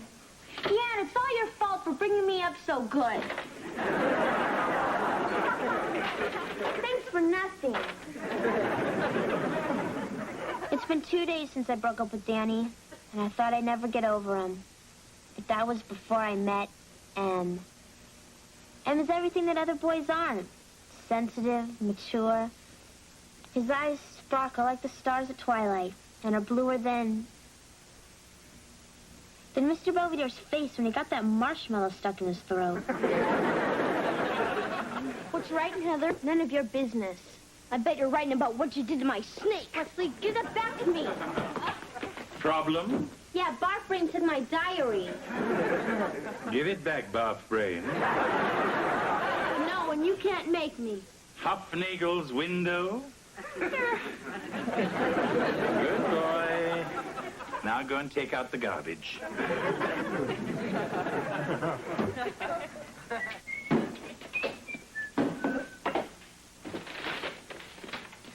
Hello, Kevin. Hi, what's all this stuff? Oh, just a few decorations for your sister's party. Oh, cute. Has Captain Nemo returned to the ship? Oh, you mean Wesley Snake? I don't think so. Well, until he does, he might enjoy this. It isn't real, Kevin. Oh, right. I knew that. Are you all right? Yeah, I'm fine. Kevin, do you know anything about Captain Nemo's disappearance? Yeah, I did it. I hate snakes. Oh. I mean, Wes was always carrying that stupid snake around, shoving it in my face. I just couldn't take it anymore. So I took his bowl out and I dumped him in the woods. Last time I saw him, he was crawling toward the turnpike.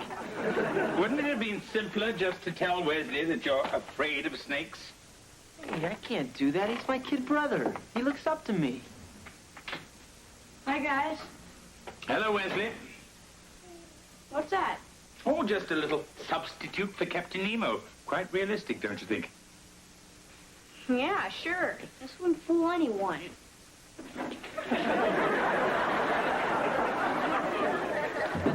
Mr. Bellyaker told me you're up here. So, I heard about you and Danny. Did you guys really break up? Yeah, but it's okay. I mean, I realized he really is just a jerk. You're right. So is it okay if I go out with them? Sure, Aunt. Who's W? Huh? Oh, I mean M. Oh, just somebody I met. Oh, yeah? Who? Oh, just a guy. I don't think you know him. So is it serious? Well, I don't know. I'm thinking of letting it get serious. Real serious. Wow. Then maybe you're the one who should be taking these. Angela, those are birth control pills. What are you doing with those? Nothing bad. I read that if you take them sometimes, they make your chest grow. Angela, that's stupid. You shouldn't be taking them. Can't I just take one and see if anything happens? Or maybe two? Angela, just give them to me, okay? Why? You sure don't need them. Hi, Dad. Hi. So you seen Wes, man? Yeah, I think he's still crawling around looking for his dumb snake. Oh, so listen, your Pop's sort of having a tough time coming up with a present for you. I was thinking of one of those cute little stuffed penguins you liked. Dad, I gave those away when I was 11. Oh, right, kitten. I guess I forgot. You know, there is something you could do for me. Well, what's that, kitten? I was thinking, maybe you could stop calling me kitten. Oh, you mean at your party with all your grown-up friends around? Yeah, and after that, too. I mean, I'm gonna be 16. I'm not a kitten anymore. Sure. I understand. Thanks.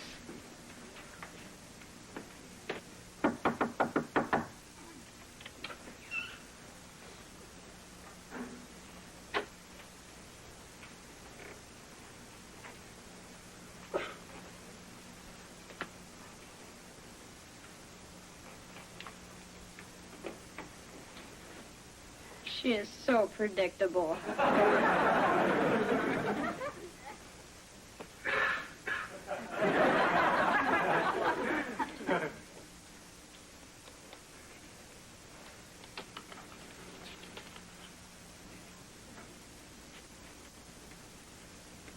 Hey, Wes, what are you doing in here? Nothing?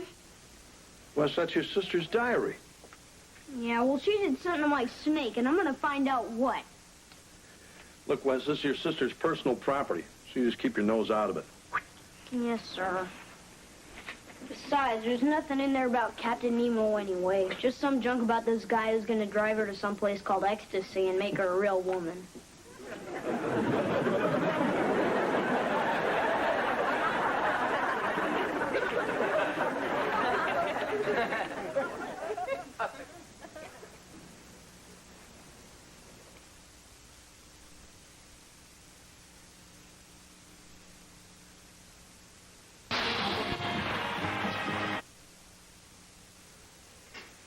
Hey, Belvedere, what you doing? Oh, just getting the menu ready for the party. Ding-dongs, Oreos, scooter pies? Those are for me. The children are having lobster Newburg. Oh. So, how many people are coming? Well, according to the guest list, approximately 25. 24 if Sean Penn can't make it. Let me see this. Is this all of them? Mm-hmm. You sure there's no Mike or Mark or Melvin coming? Why? Look, did Heather ever mention some guy with the initial M who makes her heart melt and her flesh tingle at the thought of his touch? No. But I used to feel that way about Mitch Miller. Now, what's this all about, George? She's seeing some guy, and I think she's thinking about doing something with him. How do you know? Did you read her mind? No, I read her diary. Yeah, I didn't want to, but it's a good thing I did. I mean, she's writing stuff like she's going to give herself to this jerk body and soul. Look, I don't know who Annie is, but I'm sure whatever Heather wrote about him is nothing more than harmless romantic fantasy. Hey, this game is I can't get any of the balls back into the right days. Wesley.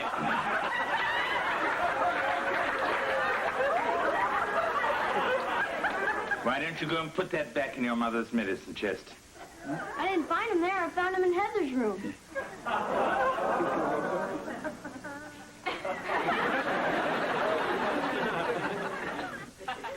You back yet?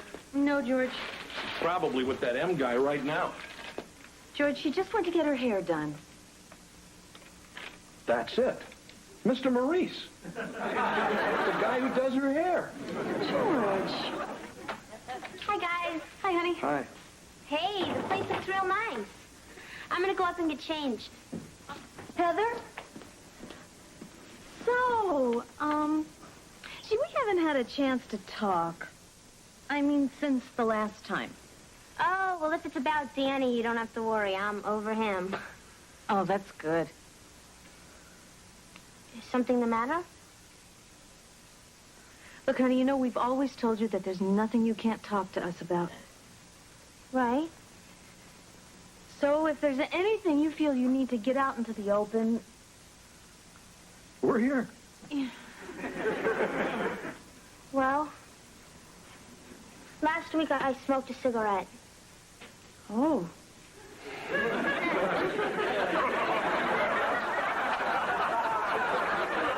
Is that all?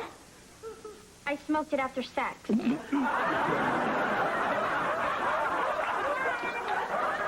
I'm kidding. Boys, lighten up.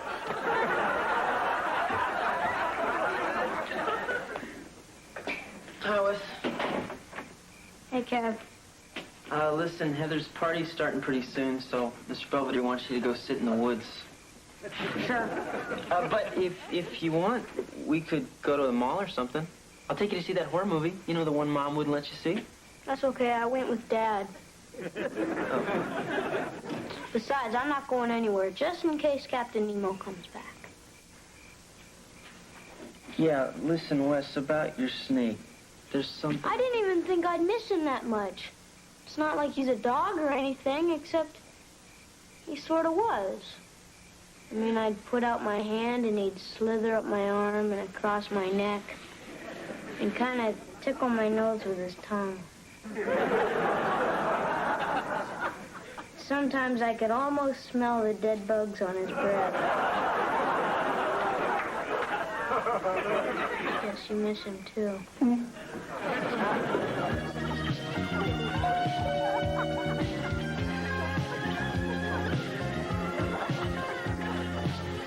Hi. We're here for Heather's party. I'm her father. Who are you? I'm Joe. That's with a J, right? Hi. Okay, you can come in. Amory with an E. Okay. Thank you, sir. Where's Heather? Oh, she wants to wait until everyone gets here so she can make an entrance. Yeah, well, I haven't found him yet. He's going to show up sooner or later. George, we will get to the bottom of this, but let's do it the right way and not ruin her party, all right? Yeah. Okay. Well, I'll go back and see if I can hurry her up. Hi. Is this Heather's house? Anybody ever tell you your eyes sparkle like the stars at twilight? Hi, Mr. Budweiser. Is this where we hide? It's not a surprise party, Angela. Oh, Heather didn't tell me that when she invited me. Oh, yes, of course. She tells you a lot of things, doesn't she? Uh-huh. Things like which boy she likes, what she wants for her birthday, or where she got these.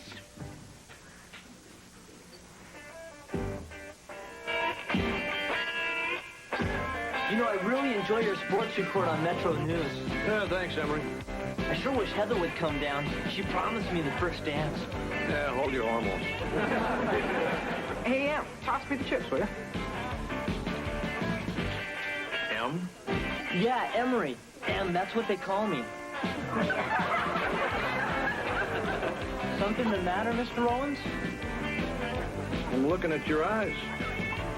They're blue, aren't they? Yeah, they're also nearsighted. George, I believe Angela may have cleared things up. Yeah, well, so have I. Hey, hold it, Em. You're the guy, aren't you? Pardon me? You're the one who makes my little girl tingle. Well, you're going to be tingling pretty good yourself in a second. Oh, George. Daddy, what are you doing? Hey, I'm sorry it had to come out like this, but I know all about you and Em here. Em? You read my diary. How could you? Hey, look, why don't we all go into Well, look, the you don't kitchen have and to we worry. He's not Em.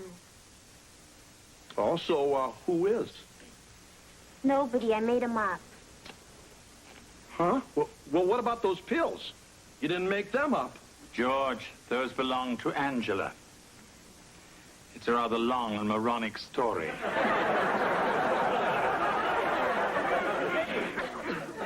Oh. Well, I guess your old pop kind of blew it. No, I think it's great. I mean, I'm 16 now. If that's the kind of stuff you think I'm doing, then I sure don't want to disappoint you. Heather. Well, come on, Em. Let's get it on. Gee, and I was only expecting the first dance.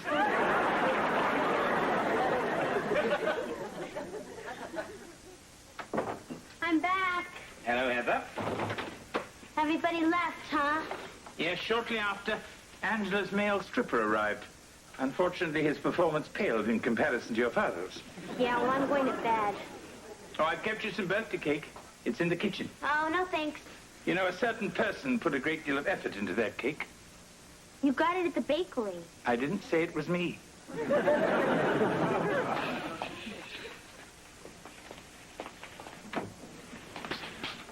I had a feeling you'd be in here. I didn't know where else to hide. So why didn't you guys just come running after me? Because we knew you were just upset. And anyway, we trust you. Yeah, sure. Now. Look, I know I did some stupid stuff I shouldn't have done. Snooping in your diary, embarrassing you out there. I'm sorry. Well, if you thought I was doing something, why didn't you just ask me? I don't know. I was afraid maybe you'd tell me and it might be something I didn't want to hear. Huh? The thing is, you're growing up and I'm getting a little scared. Dad, don't you think I am too? I mean, why do you think I broke up with Danny and made up all that stuff in my diary about Em? Nothing's gonna happen to me with him. He's not real. I don't want to get pregnant or get some awful disease or any of that other stuff that can happen to you.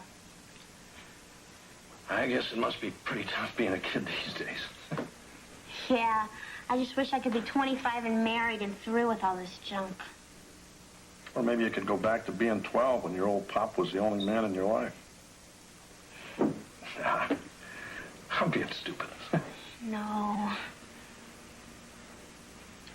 Well, good night, Dad. Okay. Happy birthday, kitten.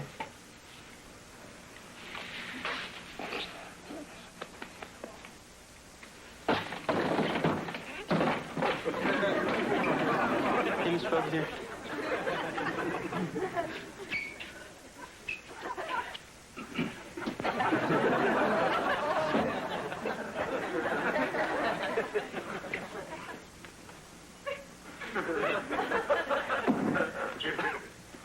What's that? Don't over there! I mean, it's a surprise for Wes. I felt kind of bad, you know, about him losing his snake, so got him another one. That was very nice, dear. It's nothing, Mom. Hey, look who's back! It appears that Captain Nemo has returned. Hey, now you got two snakes, Westman. Huh? It's just a little surprise from Big Brother. Oh, wow! Thanks, Cab. Sure. Look, Captain Nemo, it's a girl. Just think, pretty soon we'll have little baby snakes all over the house.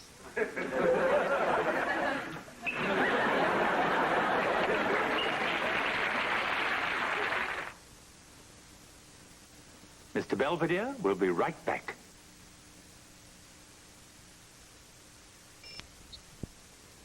Heather has finally opened her birthday presents, although it appears the best gift she received was a closer relationship with her father. Meanwhile, as we await the arrival of the Nemo quintuplets, Kevin has taken up residence in the attic. I wonder if I should tell him about the bat.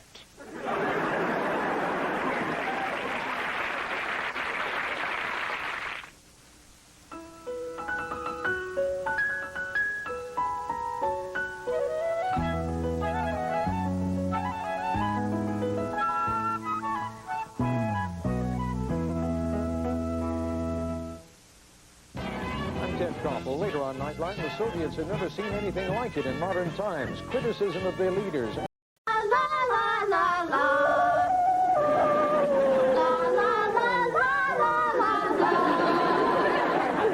Mr. Burgermeister. Guess what we're doing? Making my ears bleed? Aunt and I are going out for spring chorus at school. Oh. Yeah, it's supposed to be real interesting. You learn a lot about music theory, harmonic methods. And the best part is, you get excused from gym. Maybe I'm old-fashioned, but to join a chorus, don't you have to be able to sing? Oh, no, it's school policy. If you show up, they have to take you. Oh, well, in that case, you two will stand a very good chance. La, la, la, la, la, la,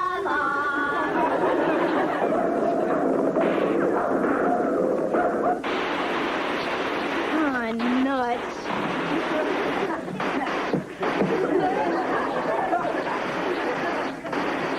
Stupid thing.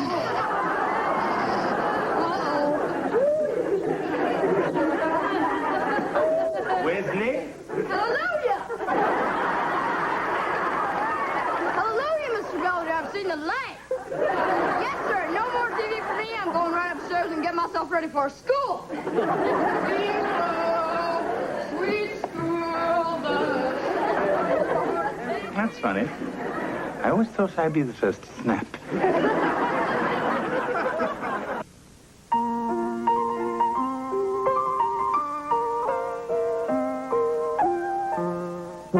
Streaks on the china never mattered before. Who cares when you drop kicked your jacket as you came through the door? No one glared. According to our new rival, life is more than mere survival, and we just might live a good life yet.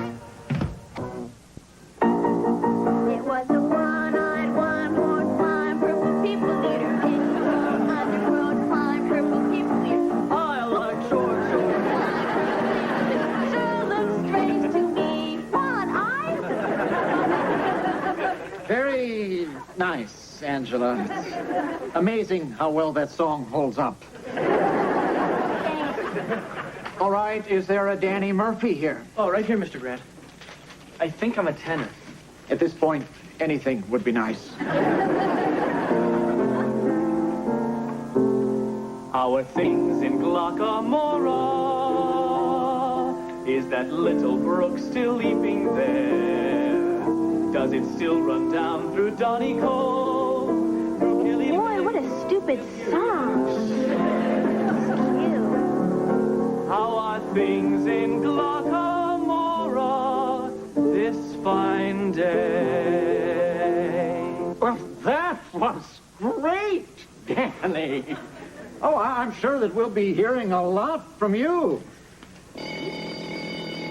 All right, well, that's it for today. We'll pick it up again tomorrow. Dan? Your breath spray. Huh? Why? I'm gonna go talk to him. But he's a senior. Just watch.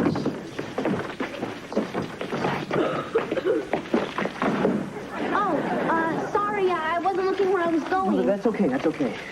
Anyway, I really liked your singing. Oh, thanks. You were really good, too. Well, I haven't sung anything yet. Oh, I'm sorry. I was just being polite. I was raised that way. Oh, excuse me. No, please, that's okay. You don't have to do this. Oh, yes, I do. I was raised that way, too. Oh, thanks. Sure. Anyway, I was just going to go over to the water fountain. Do you want to come? have a great water fountain at the Cinemaplex at the mall. Maybe we could go there. Say tomorrow night around 8? Huh? Oh, sure, great. That'll be fine. Danny? Yeah? Don't you want to know where I live? Yeah. I guess you better tell me your name, too. Come on, Dad, we're missing half the game. I know. Watch out, Dad, you're gonna break it. Here we go, sports fans. Forget it, Belvedere. TV's broken. Really? My prayers have been answered. Great, what are we going to do about the game? Who cares about the game? Pee-wee's Playhouse is on tomorrow. Hey, that's right. Come on, guys. We're going down to Looney Louie's and get us a new one. All right. Get to do what? Television. Well, apparently old Nellie here is on the fritz. Well, why can't we just get it fixed? Are you kidding? The last time it was in the shop, we didn't get it back for 2 days. Yes, I remember. That was when you sat in front of the clothes dryer, watching your shorts spin. So what are you supposed to do when the TV's broken? Oh, several things come to mind. Reading a book, trying a new hobby, or perhaps even engaging in the simple art of conversation. Nah. Maybe Mr. Belvedere has a point. I mean, we hardly ever talk to each other anymore. All we ever do is sit in front of that box. Well, so? So maybe we could live without it for a few days. Well, what's so funny? Nothing. I was just trying to picture all you boobs without the tube, so to speak. Oh, yeah? Well, I'll bet we can live without that thing just as long as you can. Uh-huh. A month. Maybe even more. Huh? You're on. Say $50. Fine. Come on, Marsh. Let's go upstairs. Oh, okay. Hey, what about us? What are we supposed to do? Get your own hobby. I'm home. Oh, I guess everybody went to bed. Come on in.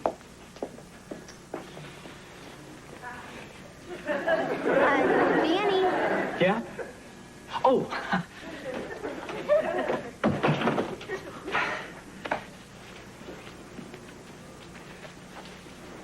Well, I gotta go. Huh? Danny, are you okay?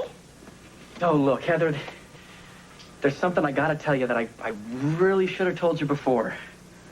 Oh, that's okay. There's somebody you like better, right? Well, sort of. I'm going to be a priest. You are? Oh, it's because of me, isn't it? I knew I was being too pushy. Oh, Heather, it's got nothing to do with you. I decided a long time ago. Oh, God, and I dragged you to see Dirty Dancing. No wonder you wouldn't look up. Heather. Oh, God. I just said, oh, God. What's going on, kitten? This dirtbag bothering you? No, it's okay, Dad. This is Danny. He's going to be a priest. Oh, yeah? Oh, in that case, stop by any time. Well, I guess I'll see you at school tomorrow. Sure. Not that you still care, but I really had a nice time tonight. Well, yeah, me too. So do you want to do it again? You mean you'd still like to go out with me? Sure, why not? I mean, maybe we could see a nice Catholic movie, like The Bells of St. Mary's or The Exorcist or something. I'd like that. Oh.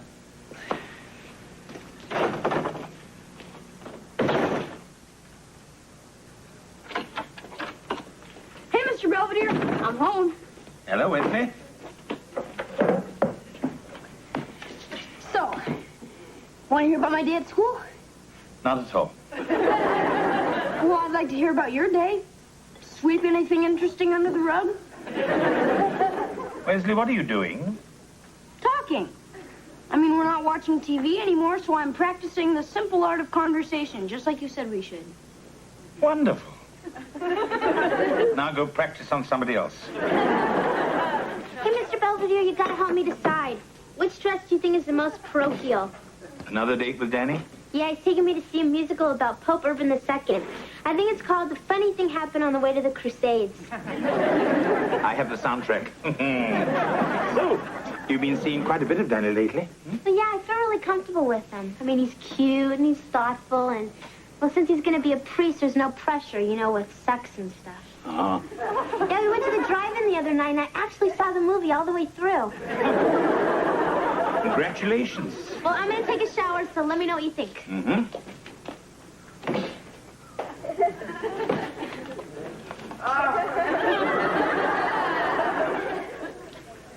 Nice try, big guy. But I still miss the TV. All right, everybody. Ready?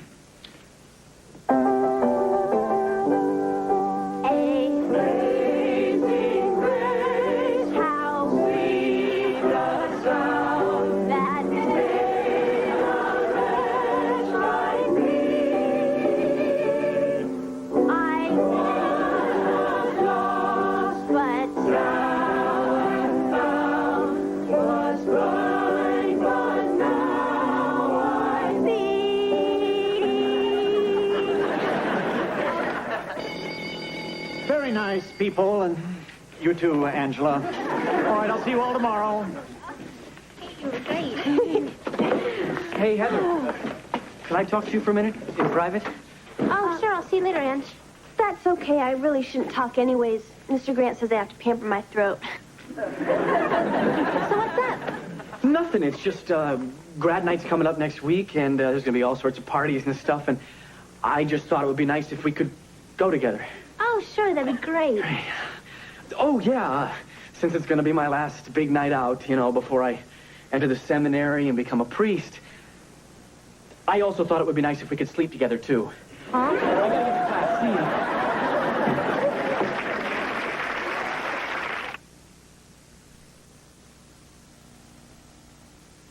you. Oh, this is crazy. I don't believe this is happening. Are you sure Danny said sleep together? I mean, he is Irish. Maybe he meant weep together. Oh, this is all my fault. I mean, there he was, a nice little monk, until Heather the Hussy comes along and leads him into temptation. I might as well just offered him an apple. You mean he forgot his lunch, too? Oh, that's it. Forget it. I'm not going to do it. I mean, we're not ready, and I'm too young. And besides, he's going to be a priest. That's true.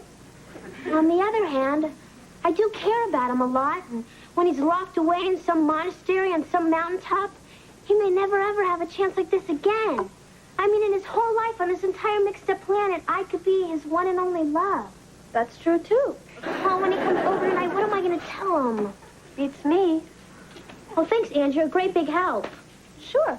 And if you need any more advice, just give me a call. See you, Mr. Bunny Hopper.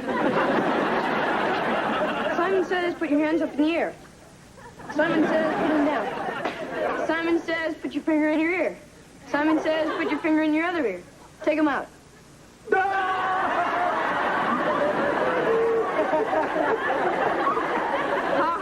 Belvedere, you're out. I didn't say Simon says. Oh, phooey.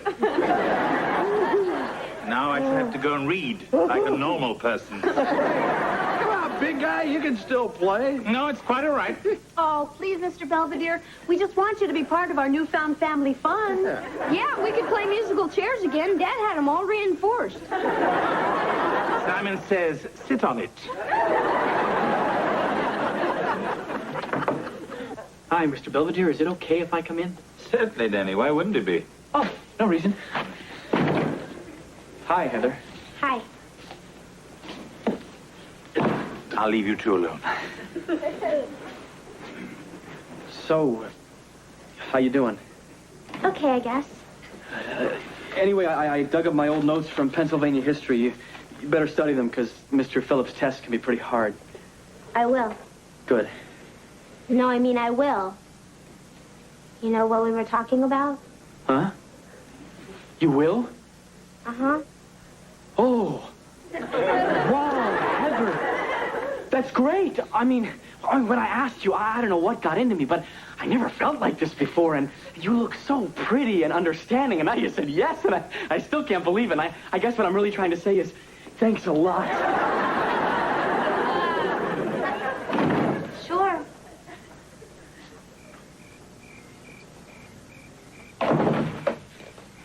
Oh, Heather. Oh, hello, Mr. Belvedere. Everybody's looking for you. Yes, I know. That's why I'm hiding out here. So, are you excited about tonight? Huh? Well, I mean, going out on grad night.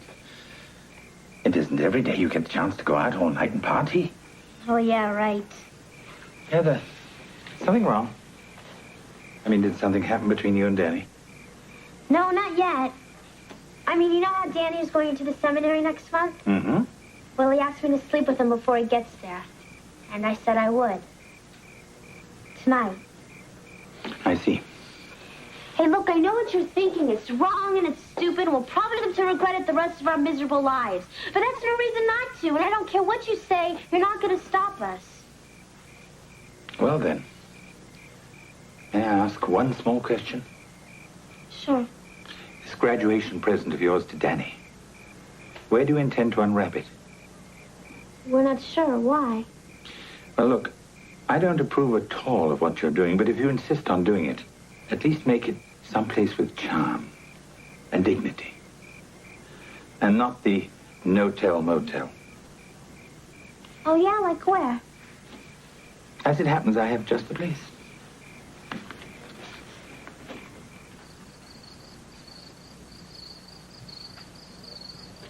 Yes, ma'am. Your reservation is confirmed for next Friday. Well, thank you for calling the Normandy Inn. Evening, Jerry. Mr. Clara, I didn't hear you come in. Life hasn't been the same since I got my Reeboks. Anyway, it looks like business is picking up. Oh, yes, ma'am. You and the other sisters have really made a go of this place since you took it over. Why, if things keep going like this, there really will be no room at the inn. If anyone needs me, I'll be down in the wine cellar. Yes.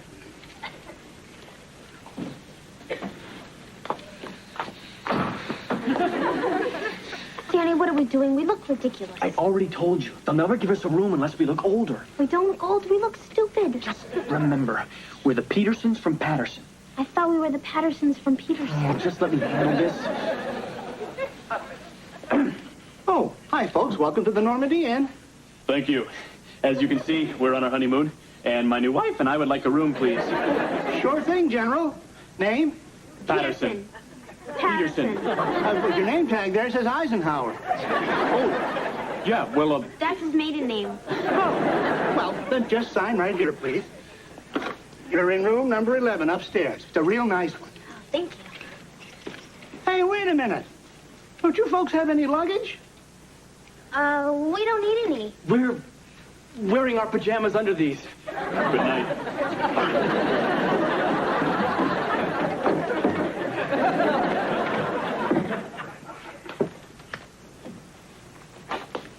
Well, it's a nice room. Yeah. Hey, look in the moonlight. There's a real pretty view of the vineyard. Oh, look, they have a chapel out there, too. I guess they use that for weddings and stuff. Maybe we should have gotten married there. Danny, are you okay? Oh, yeah. Yeah, it's just a little stuffy in here, that's all. Well, why don't you take off your coat? Yeah, good idea.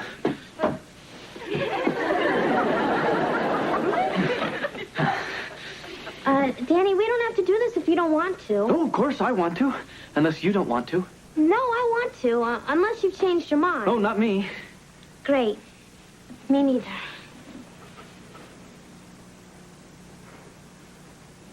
Who is it? It's a gift from the garden. Huh?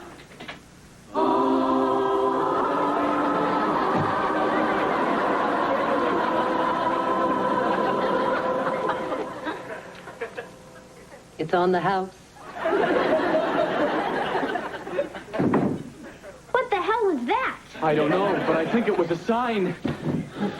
Oh, look, Heather, I'm sorry. I never should have brought you here. Oh, it's okay. No, it's not. Oh, a priest is supposed to help people with their problems, not make a whole bunch of new ones. I guess you never seen the Thornbirds. I mean, ever since I was an altar boy, I wanted to be someone like Father Cardoza. Someone people looked up to. Someone people trusted. Oh, boy, what kind of priest am I going to make? I can't even trust myself. But, Danny, nothing happened. Oh, it almost did, and that would have been wrong. The worst part is I used you. Look, the only reason you're here tonight is because I made you feel sorry for me. No, you didn't. I came here because I wanted to. Yeah, right. Hey, look, I'm the one that bumped into you, remember? And I guess I have a confession to make, too. Deep down, I was hoping you'd like me even more than God. And that way you wouldn't have to go away. That's not blasphemy, is it? No. But we better get out of here. Just to be on the safe side. Right. You know, someday you're gonna make someone a beautiful bride. Maybe I'll even get to marry you. I mean, you know what I mean. Yeah, I do.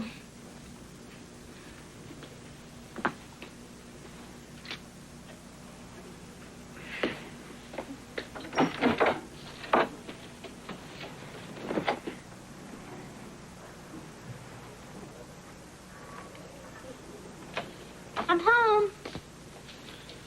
You're back early. Something go wrong with the virgin sacrifice? Yeah, real funny, Mr. Belvedere. That place you sent us to is run by nuns. It was. Anyway, nothing happened between me and Danny, but I'm sure you probably already knew that. I think it was for the best. Yeah, I guess. Although it would have been nice being someone's one and only love. I'm sure as far as Danny's concerned, you always will be. Good night, Mr. Belvedere.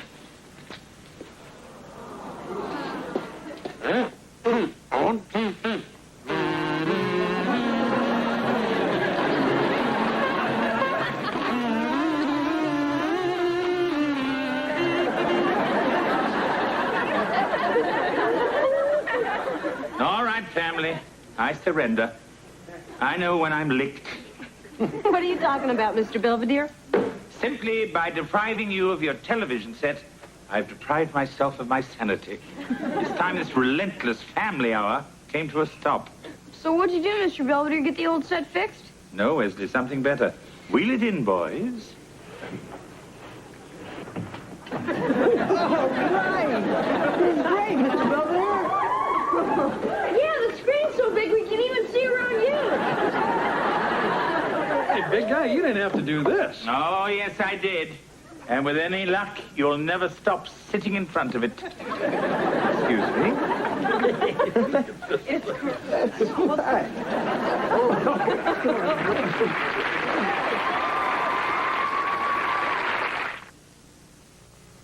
Mr. Belvedere will be right back. At any rate, Danny and Heather are still good friends and back on a platonic footing. Tonight, I recommended they see Heaven Knows Mr. Allison, the story of a frustrated Marine sharing a deserted island with a nun. I thought it might make a nice change of pace. As for the rest of the Owenses, I'm happy to report they spent 72 straight hours in front of their new TV. It's been pure bliss, having practically the entire house to myself. If I'd known that was going to happen, I would have put it outside.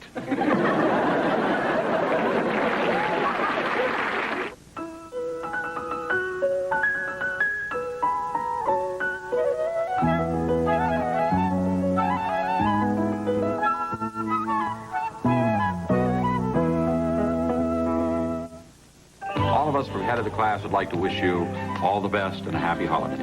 Can we sing now? If you like, but I did wish them a happy holiday. Sunday at 7, celebrate the new year with Incredible Kids on Incredible Sunday. Then Fashion Design 203. History and Survey of Women's Undergarments. 8 a.m. 8 a.m.? They must be trying to keep out the riffraff.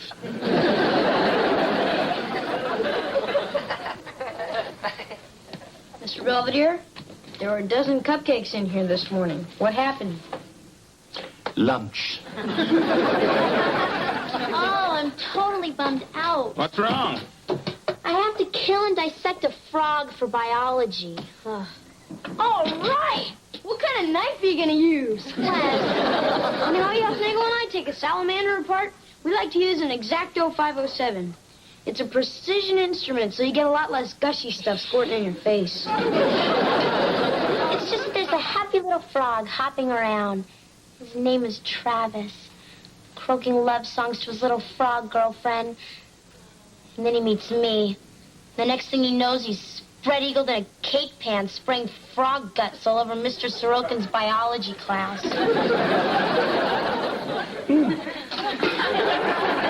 Perhaps it's not the night for split pea soup. That's it, George. That's the last time I go shopping with you. Oh, come on, Mark, lighten up. Did you really think you could sneak through the 10 items or less line with 12 items? At least I didn't flirt with the meat man to get more giblets. Hi, guys. Hi, honey. Hey. Oh, how are you coming with your class schedule? Scuba diving, co-ed volleyball, discussion of current magazines. Kev, you going to college or Club Med? Take it easy, Dad. I'm still finding myself. Could have found Jimmy Hoffa by now.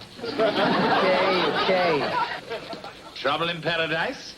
Just don't understand.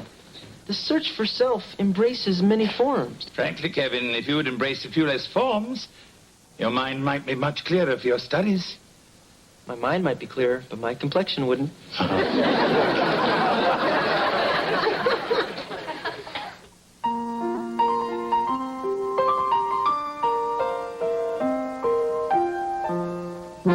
Streaks on the china, never mattered before. Who cares? When you drop kicked your jacket as you came through the door, no one glared. According to our new arrival, life is more than mere survival, and we just might live a good life yet.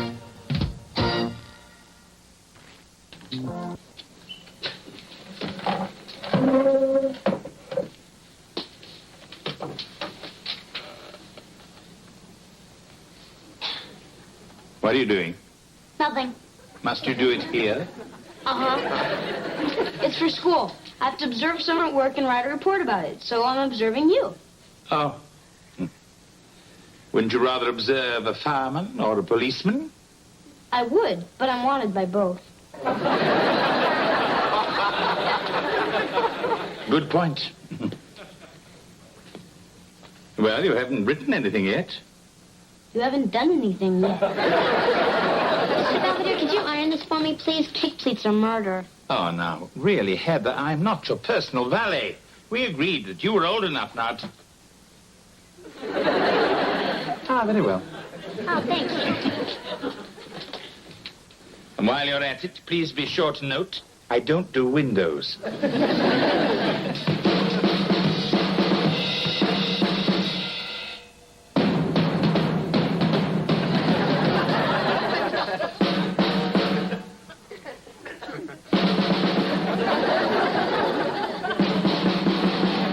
Stop it.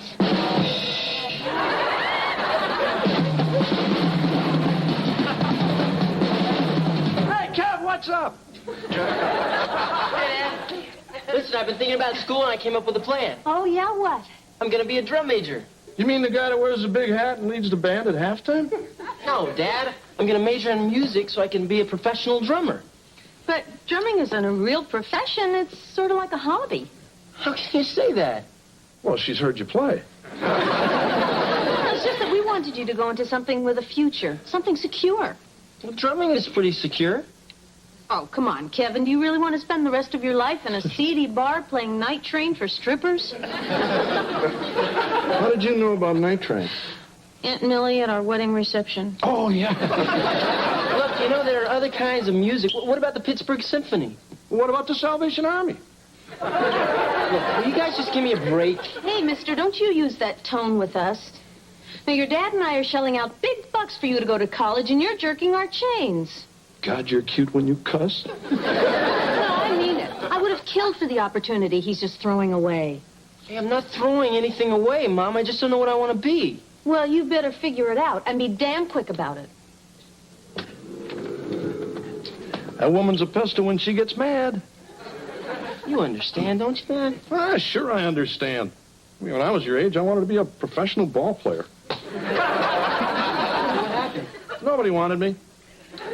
Between you and me, I think it was a racial thing.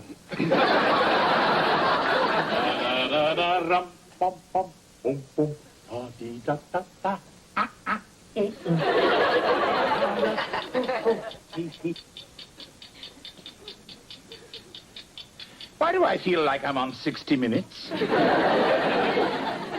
Do you realize it took you 5 minutes to dust the mantle and the knickknacks are still dirty? My, quite the little slave driver, aren't we? Here, drive this. I got bored just watching you, so I figured out a way for you to do your job better and faster. All right, since it's for school.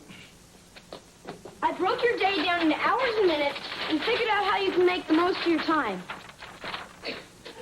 All right, let's see. 5:30 a.m. to 5:35 a.m., set table and make breakfast. 5:35 a.m. to 5:36 a.m., eat breakfast.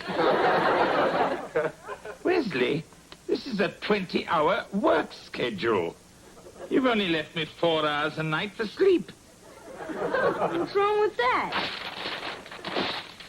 I am a housekeeper, not robo-maid. Hey, where are you going? Upstairs for a nap. My gears are beginning to grind. Got any goosey-loosies? Fish. Mom, Dad, I have to tell you something. What, honey? Well, I've made a decision. I don't care what you say, I don't care what the teacher says, and I don't care what the principal says. I'm not going to kill Travis and rip his guts out. You're not? No, and you can't make me. Who the hell is Travis? Bye, guys. Hey, Kev. Where are you going all dressed up? I thought you had to work at Mr. Cluck's tonight. Yeah, I do. I mean, I did. Tonight's my last night, and the guys are throwing me a goodbye party. You quit Mr. Cluck's? I sure did. But I thought you loved that job. Yeah, aren't you the one that called deep fat frying a spiritual adventure? That was before. Before what? Mom, Dad, I thought long and hard about what you said, and I did a little research. Medicine is the field of the future. So I quit my job at Mr. Cluck's and got a job at College Hospital as an orderly. You did? Yeah. I mean, I know it's at the bottom of the ladder, but at least I'll be working in my future field. Kevin, are you going to be a doctor? No. I'm going to be a nurse.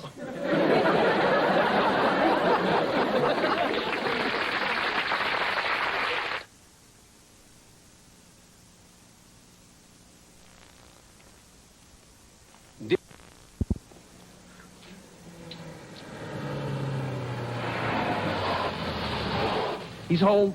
All right. All right. Now, don't say anything about nursing. You let him bring it up. Yeah, right. Hey, Kev. Hi. So how was the party? Oh, great. As a going-away gift, they gave me a Mr. Cluck's watch.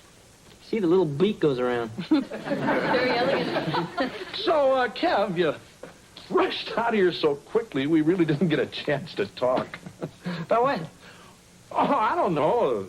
Sports, movies, you being a nurse. Yeah, isn't it great? I mean, people always need medical help, and I'll be able to find a job anywhere in the world. Yeah, well, there's crime all over the world. You could be a cop. Dad. Or a fireman. They help people, and they even get to take their dogs to work. What's wrong with being a nurse? Oh, nothing really, honey. It's just that we've never heard you talk like this before. Well, that's because you've never made me figure out my future before. Thanks, Mom. Thanks, Mom.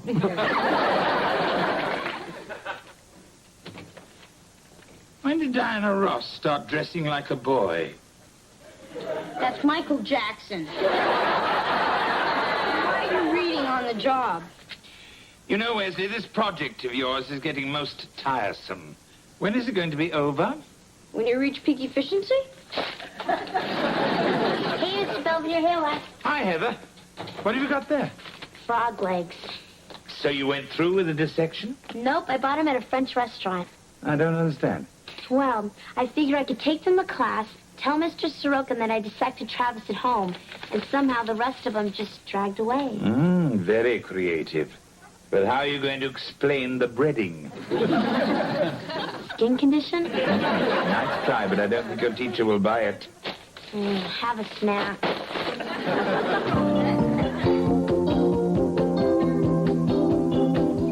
So the pig says to the brain surgeon, I won him in a raffle. Well, Mr. Owens, entertaining the truth. No, Nurse Hawkins. Mr. Owens, I realize you're here to learn about nursing, but you can't absorb it through personal contact. Yes, ma'am. Tell me, why hasn't the East Wing floor been mopped? It has. Well, Mr. Donchi in 312 didn't quite make it down the hall and unmopped it. Do it again. Okay.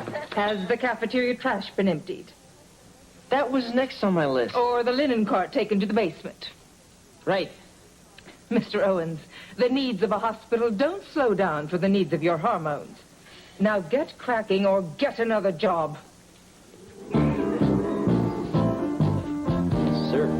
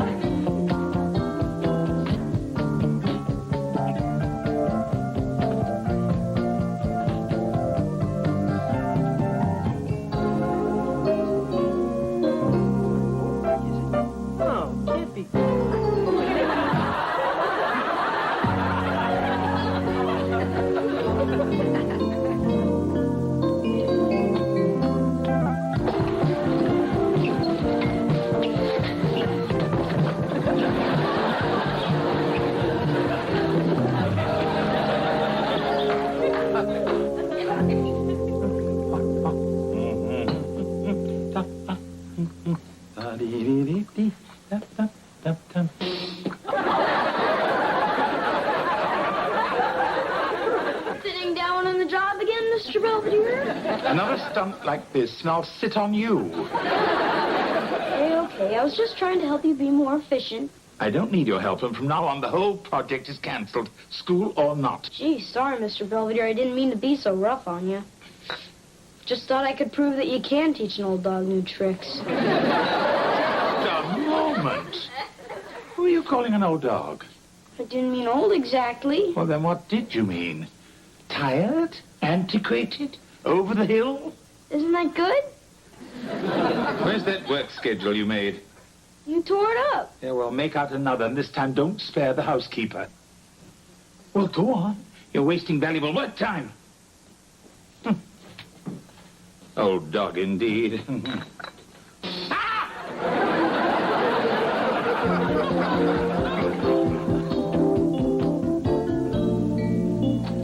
Owens, there you are. Miss Hawkins, here I am. I've been looking for you. A delivery of fresh linens is here. I want you to unpack them and put them away. I did, a half hour ago. Good. Then you're free to go to the west corridor. Mop it down and re-wax it. Done. Oh.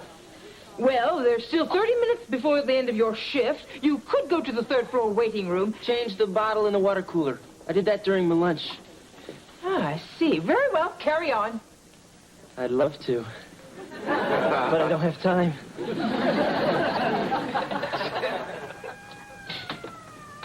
George, what are you doing? I'm watching a rerun of Marcus Welby. Every time he talks to his nurse, Consuela, I see Kevin's head on top of her body. It ain't pretty. Why don't we talk about this tomorrow? You need to sleep. I just can't get used to the idea of my son being a nurse. Hey, big guy, what are you still doing up? Oh, just keeping to my appointed rounds. I don't want to get behind. Well, it's midnight. Can't you do some of that stuff tomorrow? Oh, certainly not. There's more than enough time to wash the windows and change the beds. But the kids are in them.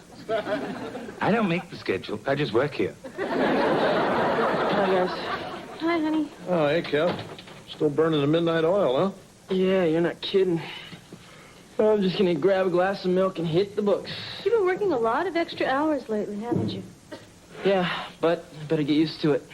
Hey, don't you think it's time you call this off? What?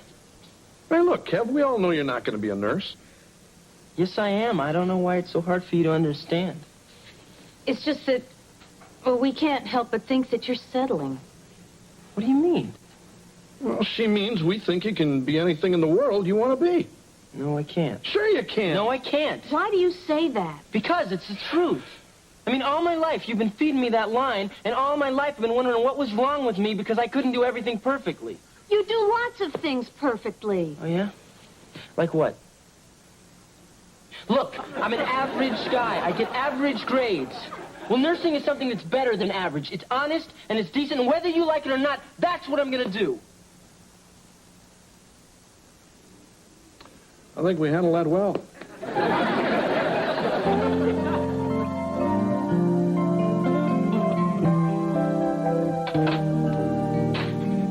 Almost finished, Owens.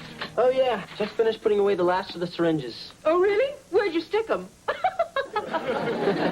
Oh, look, I know I've been pretty rough on you these last 2 weeks, but it's only because I wanted to know if you were serious about nursing. And I think you are. In fact, you'll make a damn fine nurse.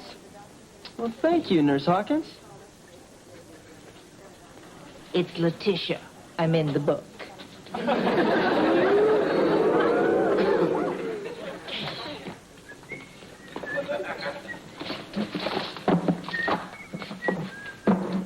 Nurse Owens, I presume? Oh, hi, Miss Belvedere. What are you doing here? My gout.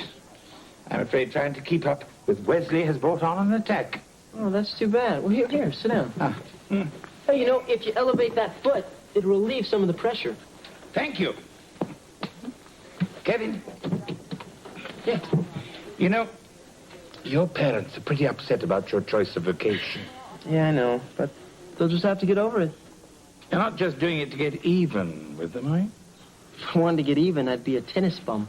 I see your point. Well, listen, I better get back to work. Oh, go right ahead. I'll just sit here a while. Any place without Wesley is extremely restful. Stop it! Oh, man, no, I'm not... Ayúdeme, por favor, que ya viene el niño. Ay. What's she saying? Well, it's just a wild guess, but I believe she's telling us she's about to have a baby. What? You can't do that. I'm not a doctor. ¿Qué? What? She says, Wait here. I'll go get a doctor, okay? I'll go and get a doctor. Kevin, she's not sitting bull. Doctor, the ER stat. Emergency. A woman having a baby. Kevin, I think we're going to need some help. Don't worry. A doctor is coming. The baby.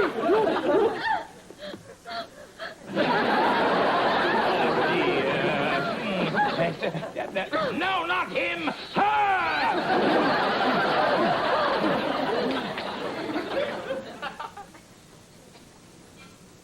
What are you guys doing here? What happened? Hey, you hit your head when you passed out.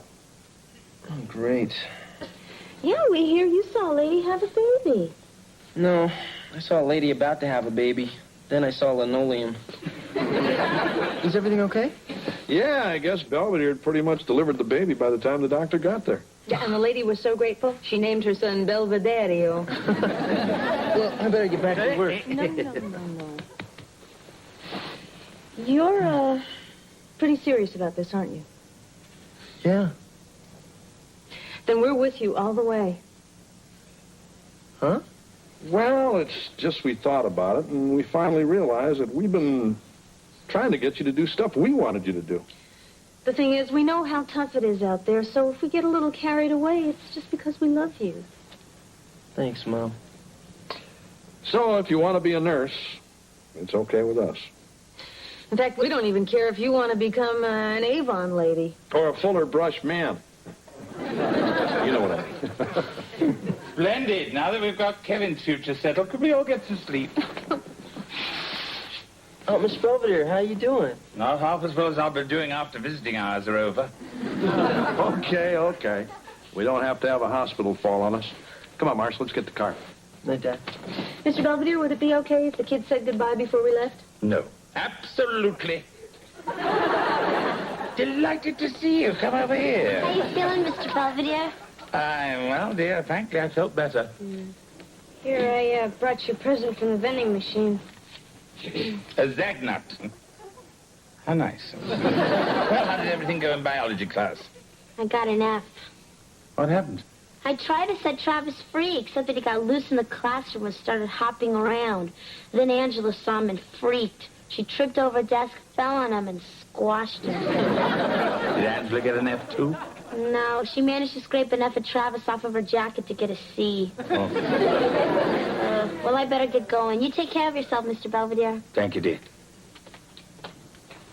Look, I'm sorry you're in here. I guess it's all my fault. Oh, nonsense. It's my fault entirely. I shouldn't have tried to follow that crazy work schedule. Yeah, that. I'm sorry I cost you a grade by not finishing your school assignment. You didn't cost me anything. Actually, I won $5. Oh, how's that? See, this wasn't really a homework assignment. It was more of a bet that I made with Howie Hefnagel. It was. Howie said that his housekeeper could do more in 24 hours than you could, so I bet him. I wonder if I could commit murder by pleading insanity. You can't get out of bed. You're in one of those hospital gowns. Yeah, well, that makes two of us that better watch our backsides, eh?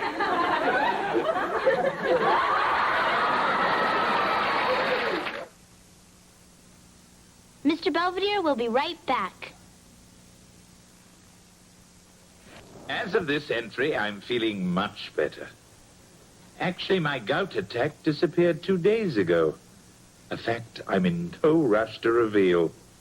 As long as George is paying the bills, I might as well get some well-deserved rest. Kevin continues to work in the hospital to see if he's cut out for medicine. George has begun to accept the idea of his son becoming a nurse. Mrs. Owens has not only accepted it, but has begun to hope that Kevin might one day marry a doctor. I think his chances are excellent. After all, there's nothing more attractive than a competent nurse.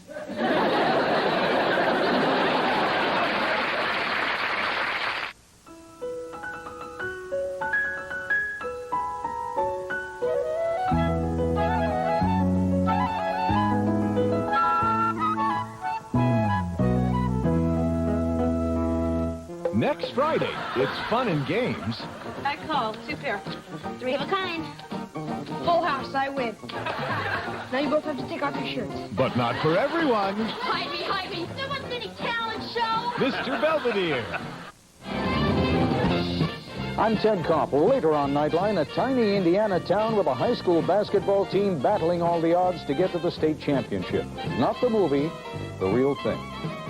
With a new wife came unplanned parenthood and a lot of getting... Uh-oh.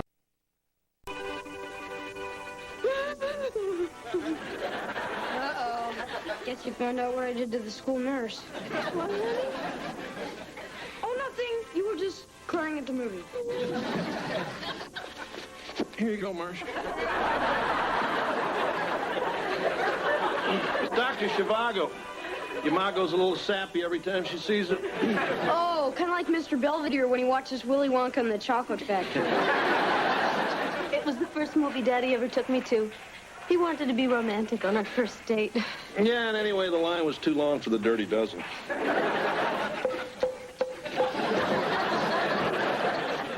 Mr. Belvedere, what you up to? 3,499. But that's all right. The world's record's 3,500. That's dumb. You should have done 2 more.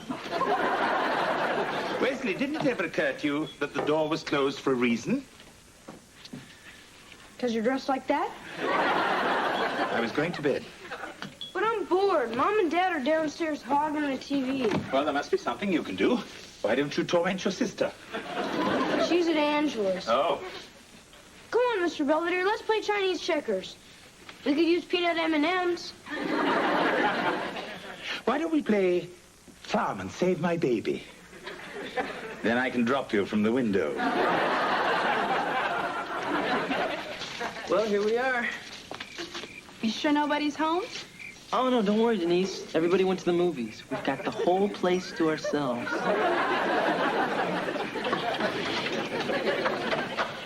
Why don't you have a seat on the sofa and I'll get the fire going.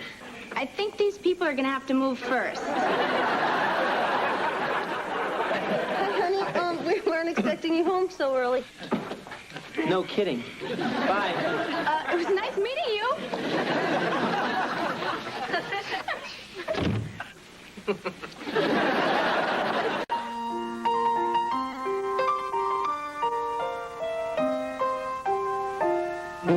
Streaks on the china never mattered before. Who cared when you drop kicked your jacket as you came through the door? No one glared, but sometimes things get.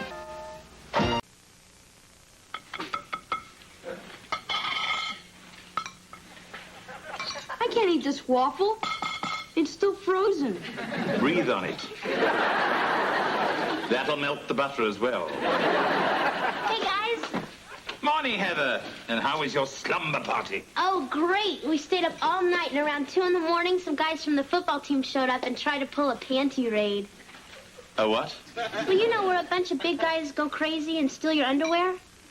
Don't they have that in England? Yes, but we call that half-time at a soccer match. Morning. Morning. Hi, Mom. Hi, Dad. Your date last night seemed very nice.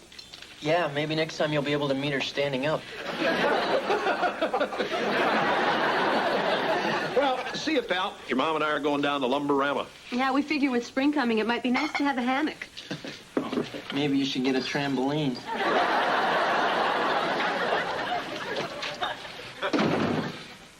Did I miss something? I just can't stand it around this place anymore. I mean, there's no privacy. Can't even bring a girl home without someone embarrassing her. Well, if you mean the night my Mambo Club came over. No, it's not just that. It's everything.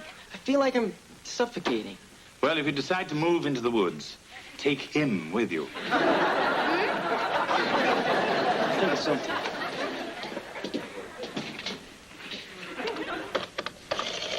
Honey, are you sure this is right? I mean, we didn't skip over any bills or anything? No, that's everything. I even remembered to pay Belvedere. Of course, that's not much. I guess with both of us working now, we have more money than we know what to do with. Yeah, I never thought we'd have that problem. Perhaps I could help you solve it.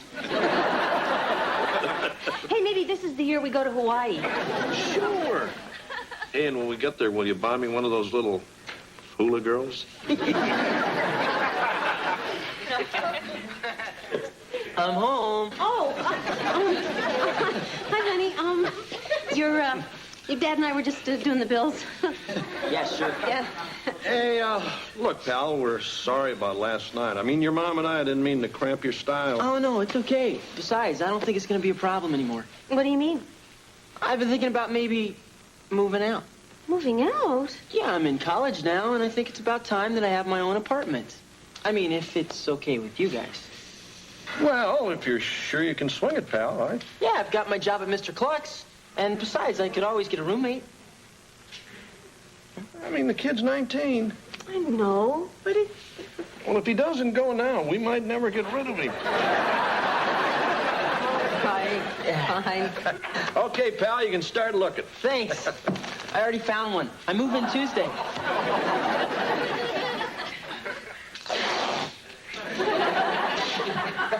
Hey, Mr. Belvedere. Wesley, where have you been? We're supposed to be helping your brother move. I am. Kevin said he needed some stuff to decorate his new apartment, so I got him this. I hope you got that from a dentist. Put it back. Oh, here, let me help you with that. Oh, no, it's okay, really.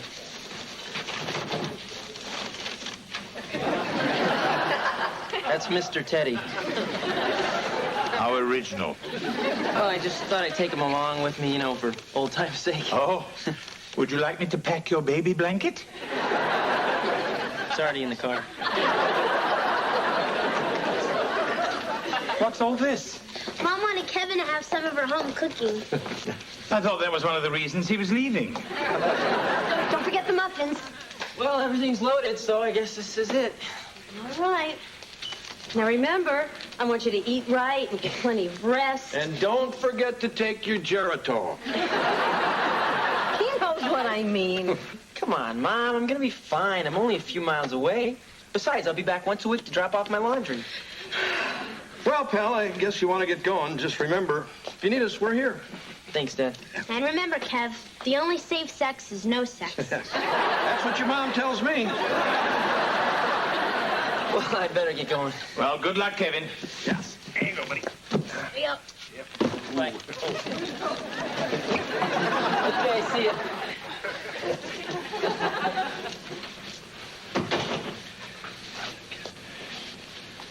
So, how about one of those famous muffins? Gee, it seems like only yesterday that we were bringing him home from the hospital, and those little booties. Oh, come on, Marsh. Little chubby cheeks. So now that he's gone, can I have his room? What? Well, I'm kind of bored with mine. Hey, hold on, kitten. I mean, your brother's barely out the door. I'm sorry. Of course, now that you mention it, it could make a great TV room for your old pop. Or a nice office for me.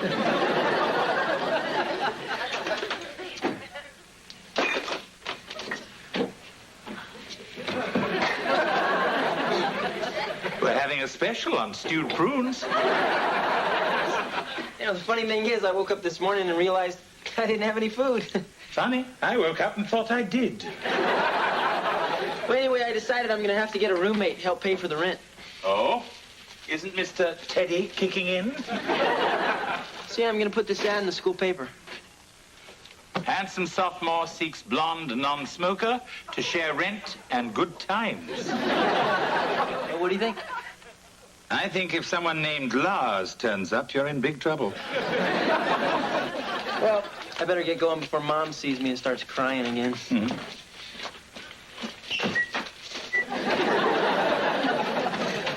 Okay, here's the choices we got for Kevin's room. We got Mom's law library. Boo! Your old dad's TV room. Kitten's aerobics gym and Westman's combination arcade and discipline room. That way I can go there whether I've been good or bad. Hey, what do you think we should do, Mr. Belvedere? About what? Kevin's room. Everybody wants to do something different with it. I think you should all compromise and give it to me. You got a room. You mean that glorified telephone booth? I can barely turn around in there. It's not the room's fault. I just thought it would be nicer to have a larger room. What with everybody barging in on me all the time. Well, it's no fun if you knock. Hey, big guy, I always thought you liked our company.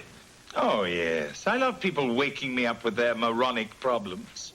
Well, if you don't like it, why don't you do something about it? Oh, perhaps I will. What do you mean, Mr. Belvedere? I'm moving out, too. Do you really think Mr. Belvedere will move out? All the food's here. You know, this is all your fault. Me? What did I do? Everything. You're disgusting and obnoxious.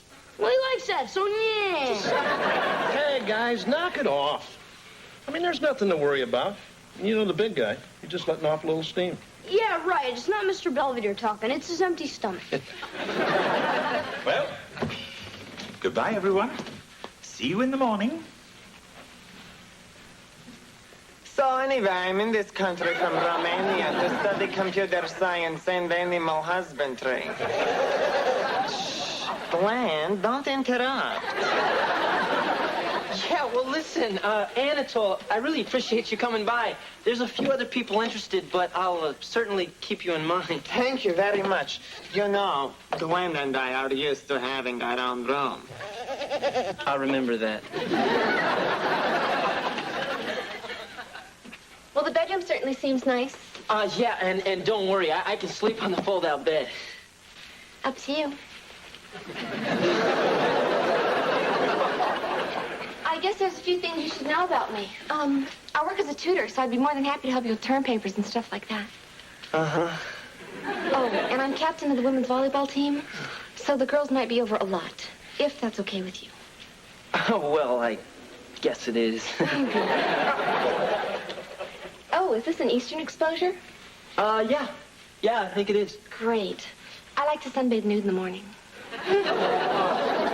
Makes two of us. Well, everything seems perfect. Can I move in tonight? I'll be here. Great. Your refrigerator, it's the kind with the freezer on the bottom. Yeah. I hate that.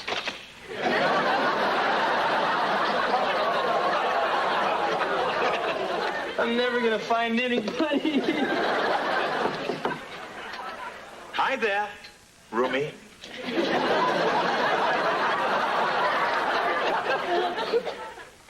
Is this an Eastern exposure? Why? I mean, what are you doing here? I had a falling out with your parents, so I need a place to crash. What? You haven't got a roommate yet, have you? Well, I did kind of promise a place to this nice Romanian family. Oh? Well, what I mean is, are you really sure you want to do this? I won't be in the way. I still have to report to work at your parents, so all I'll really be doing is sleeping here. All right, let's give it a try. Splendid. Oh, listen, the sofa pulls out into a nice king-size bed. I think it's more comfortable than the one in the bedroom. In that case, you can have it.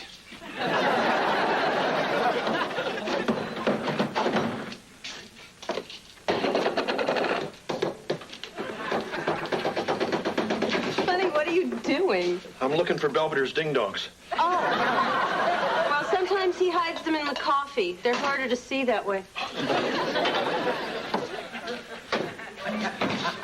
If you're looking for my ding-dongs, they're under the sink. I mean the sink in my apartment.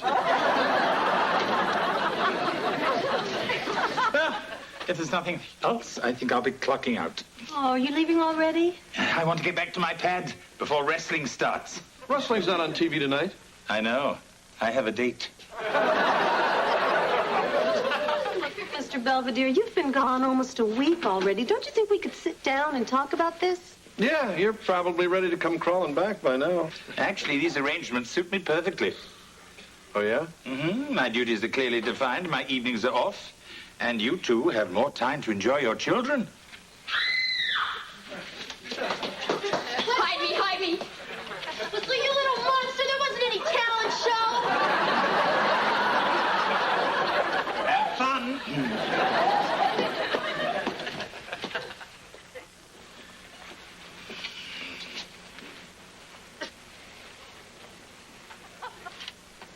It's abnormal psychology. Oh, is there a chapter on Wesley? I'm sorry, Kevin. I'll let you study. Thanks. I've got a really big test tomorrow.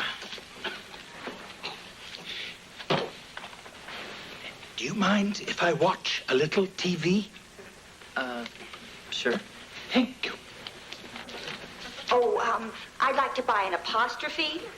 You twit. You can't buy a punctuation mark. Where do they get these people? Belongs to them now. He has their blood.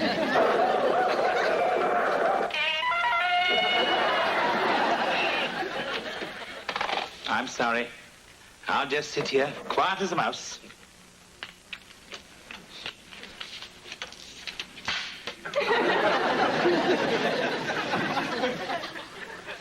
I have to eat.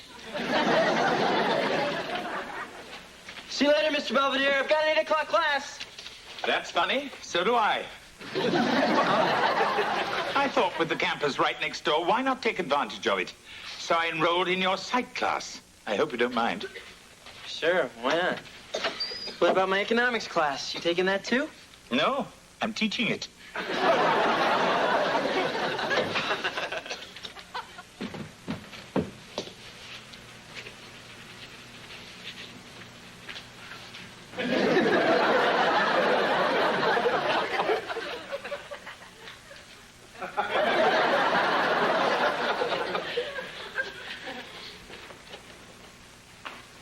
you doing? I'm bothering you. I mean, I used to bother Mr. Belvedere after dinner, but he's not here after dinner anymore, so I'm bothering you. Oh, well, that's fine, honey. Why don't you sit down right here and you can bother me all you want. But that's no fun. Mr. Belvedere usually says get lost or go play on the expressway or something. Hey, Mom, look who's here. Yeah, what's his name, our oldest kid? Nice to see you, stranger.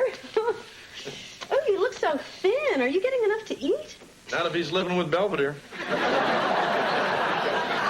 So, tell us, how's everything going? It's going okay. I guess I'm just not used to seeing so much of Mr. Belvedere. I saw him once in just a shower cap. I mean, he's there every morning, every night. He's even taking classes with me now. Well, I'm sure it'll all work out. Well, I really can't stay. I've got a date with Denise. Just stopped by to get some tapes I left in my room. Oh, hey, Kev, they're not up there anymore. They're in the garage with the rest of your junk. Huh? Well, with you gone, we all discussed it and decided to make it into a little TV room. Oh. When did all this happen? About 5 minutes after you left. Hey, pal, don't feel bad. It was either that or give it to Belvedere. You mean that's how he wound up with me? Yeah, you're so lucky. I'll be in the garage, screaming.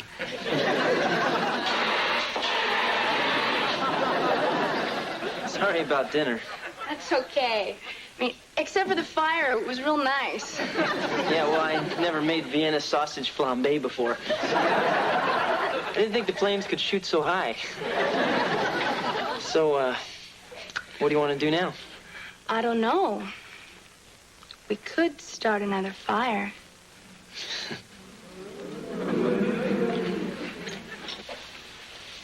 Kevin, is this your tie? I found it hanging on the doorknob. Belvedere. Oh, I'm sorry. Did I interrupt something?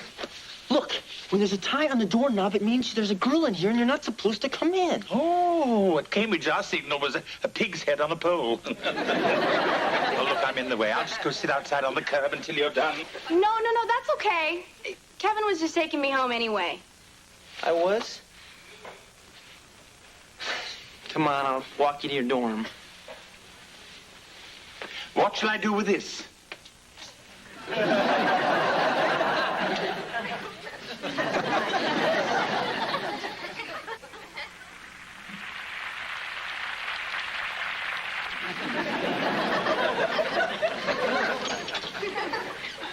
I'm home. This is the final Jeopardy question, and the category is hostess products. You probably bet everything. Did someone have a bad day? What happened? I thought you were going to clean this place up. I was going to make the bed. Then I realized I was in it.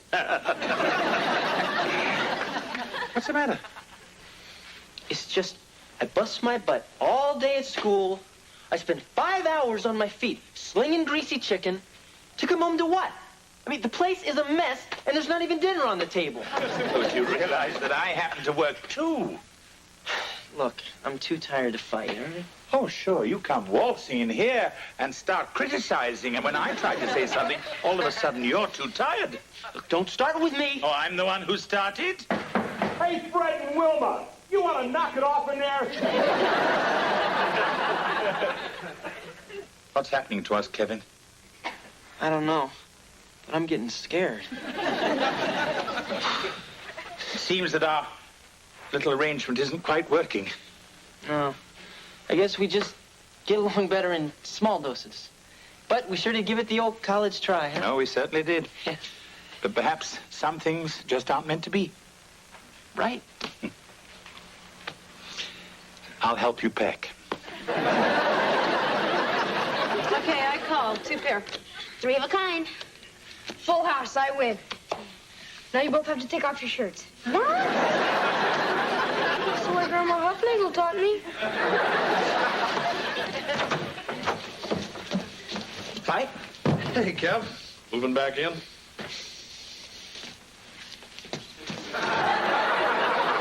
Here. See ya.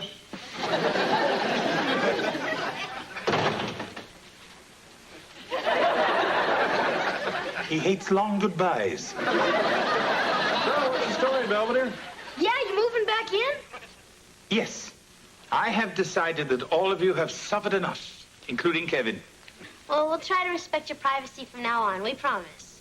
Yeah, and if I ever get the urge to bother you, I'll just go bother Heather instead. Yeah, if you really want the other room, big guy, it's yours. Thank you, but I think I'll stick to mine. Perhaps with a better lock. Well, if there's nothing else, I'll unpack my things. Well, we kept your room exactly the way you left it. Thank you. Except Dad and I found the ding-dongs in your mattress, and my pet tarantula had babies in your underwear drawer. Well, it's good to be home.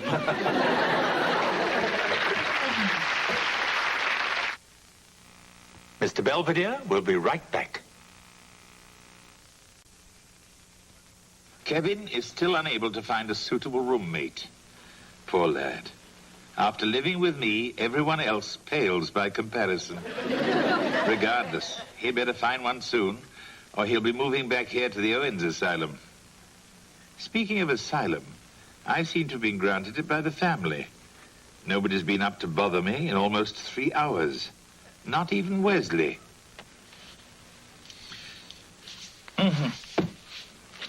Perhaps I'll go and bother him.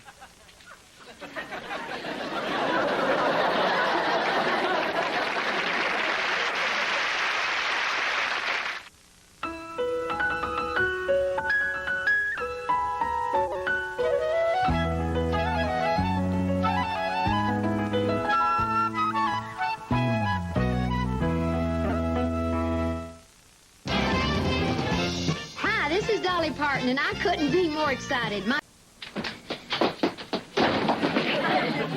Wesley, don't answer that.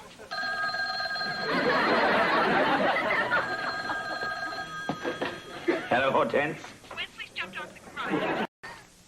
Next, See you, Wesley. Don't go with him. an important Mr. Belvedere. Might try to put his hands on him or something. What do you mean, Wes? That's what he did to me. Come on, Heather, you don't want to be late. But it's summer. I still don't see what I have to go to school for. Because that's what happens to people who get a D in English. Oh, but I don't need all that grammar junk. I talk good. Well, perhaps with this class you'll learn to talk even gooder. See ya. I'm going to work. I thought you didn't have to be there till noon. Yeah, well, starting today, Mr. Klutz is open for breakfast. It is? Yeah, we've been getting killed ever since Schnitzel World started its wiener in a waffle. Oh, and what are you serving? Beaks Benedict? Kevin, might you drop me at school so I shan't be late? How is that? Much gooder.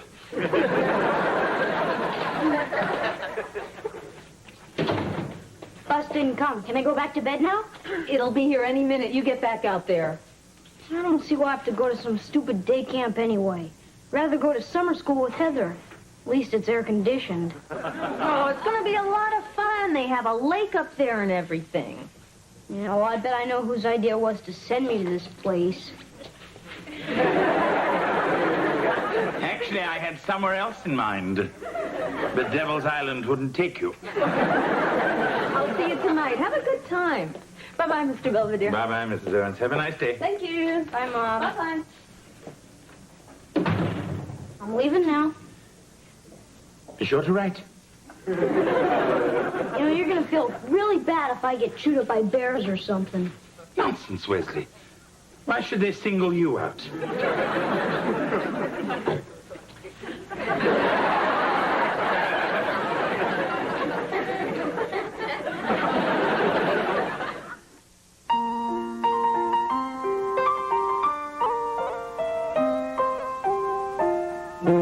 Streaks on the china, never mattered before. Who cared when you drop kicked your jacket as you came through the door? No one glared, but sometimes things get turned around and no one spared. All hands look out below. There's a change in the status quo. Gonna need all the help that we can get. According to our new arrival, life is more than mere survival. We just might live the good life yet.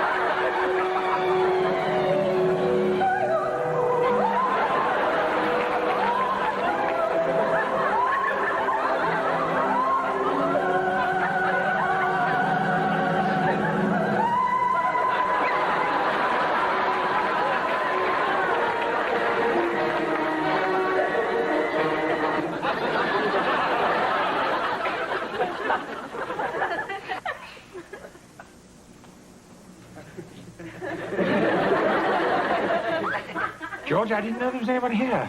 Right, big guy. I had some time, and I thought I'd listen to a little Wagner. Great. So, let's say we go out for some Swedish meatballs.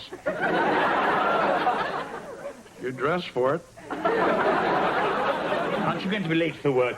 I got 2 weeks off. Oh, wonderful. Let me help you pack. I can't go anywhere. Marcia's working. Oh. So, you want to do something? No, thank you. Hey, come on. It's a nice day. Let's go out and toss the football around. You start without me. I'll catch up. Hey, come on, Belvedere. I'm bored. The guy I was supposed to play golf with copped out. Hey, you want to come? I'm afraid I've never played the game. You never played golf? I thought you guys invented it. It is a Scottish invention, George, like the bagpipes. And I'm sure just as annoying. Come on. It'll be fun.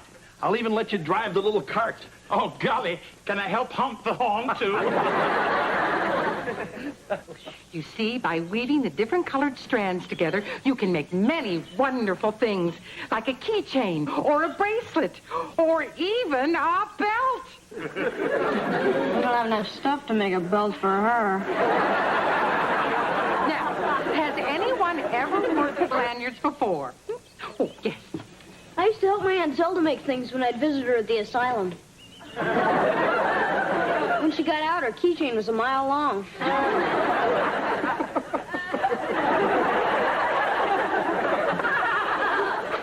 Very amusing, Wesley. Perhaps you'd like to help Counselor Perry hand out the craft materials. Now, we're going to work on our projects for a half hour or so, and then break for our little lunches of homemade peanut butter sandwiches and fresh-picked radishes. I think we may be breaking for lunch a little early. What? What's going on? I called the catering truck. Wait. Hi, Mom. Hi, guys. I can't believe it. I already got homework. Have homework, excuse me. How was breakfast at Mr. Cluck's? I don't want to talk about it. It's just, things got kind of hectic switching over from breakfast to the regular chicken menu. I mean, one guy gets some feathers in his French toast, and everybody wants their money back. Where's Mr. Belvedere? Shouldn't he be starting dinner? Oh, yeah, he wasn't here when I got home. He probably went someplace with your dad. Great, I'm starving. Oh. Well, I can get something started. It's okay. Hey, honey, how was your game? I'm never going to show my face at that country club again.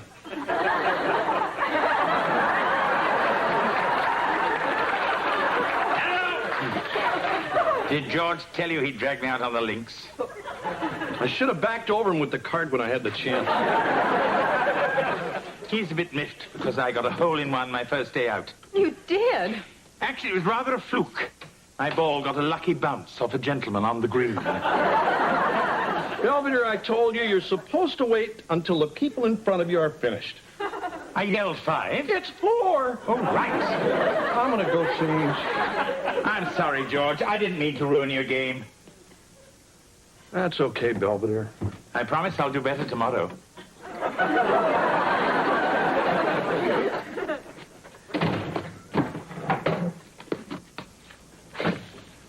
How was your first day at camp? I take it you didn't burn the forest down? No, we got out the fire before it reached the trees. So, like my binoculars? Yes. What did you do? Mug a ranger? No, Counselor Perry gave them to me. Said I could use them the whole time I'm at camp. Wesley, haven't we talked about your taking advantage of people? Especially unsuspecting adults? Yeah, well, he likes me. And Witch Hazel, the other counselor, hates my guts, so it all comes out even. You feeling ready for Halloween? All right, get ready for dinner. Okay, but first I want to go outside and see if I can find any of the birds we learned about today. Very well. But remember, no looking through Fifi Huffnagel's window. I'll go wash up. B-I-N-G-O, B-I-N-G-O, B-I-N-G-O, and Bingo was his name.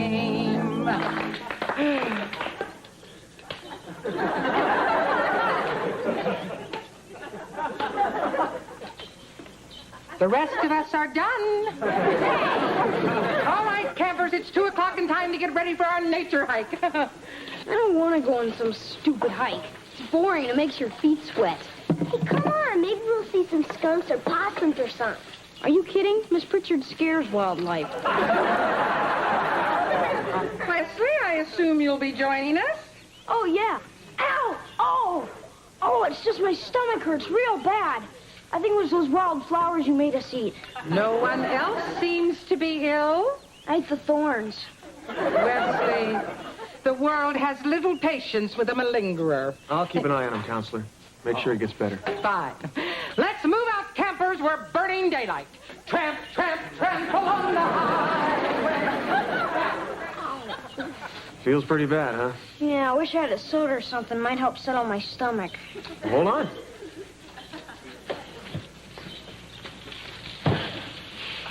Whoa, does Miss Pritchard know you have this? Actually, they're hers. But we'll make this our little secret, okay? I think I'm okay now. You know, if you hurry, you can catch up with Miss Pritchard. She leaves pretty big tracks. I'd rather go down to the lake and go snorkeling. I don't know. You're supposed to do stuff as a group. I could really catch it from the old swamp monster. What's she gonna do, fall on you? You know, Wes, I think you enjoy doing anything as long as you're not supposed to be doing it. Sure, doesn't everybody? Get your flippers. Oh, boy, that was great. Listen, next time you get out of the water when I tell you to. But there was so much neat stuff down there. Old tires, a refrigerator. I think I even saw you go. Hey, you better get changed before Godzilla and everybody else get back. Right.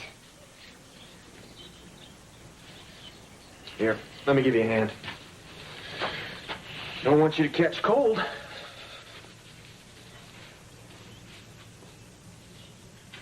Whoa. Getting goosebumps.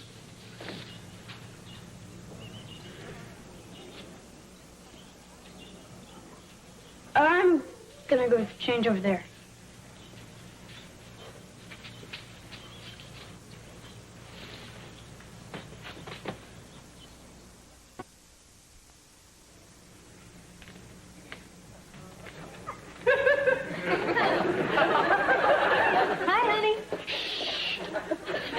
I'm going to the club. I don't want Belvedere to know. Anyway, it's his day off. I figured let him sleep. Good morning, George. Oh, Belvedere. I've been up since dawn practicing my putting and chipping. Perhaps we should play for a new lawn. I'll get my clubs. Actually, I was just putting these in the garage. I have to get to the station. Oh? I've got an exclusive interview with Honus Wagner, a great pirate shortstop. Ah. Why aren't you dressed, honey? You're gonna miss the bus. Can't go today, Mom. I got poison ivy. Ooh, you poor baby. Don't get too close, Mom. This stuff's contagious. Let me look. I've had all my shots. Ah, yes. That's definitely poison ivy. Fortunately, it's the erasable kind. All right, Wes, what did you do at camp? Nothing. That's easy enough to call your counselor and find out. No, don't. Then tell me what happened. I put a frog in some girl's shorts. I would have expected something more original. I couldn't find a snake. Listen, young man, you are going back to that camp and you are going to behave yourself, understand? Yes, ma'am. Okay, now we're going to divide into 2 teams, and each team must attempt to find as many of the items on the scavenger list as they can and bring them back to camp. I hope there's a fat lady on it. Okay, who wants to be a beaver with Miss Pritchard? Why? What are you going to do to me? Oh, very well then. All right, the rest of you can be cougars with Counselor Perry. Okay, let's everybody get their knapsacks and fill their canteens. Let's go.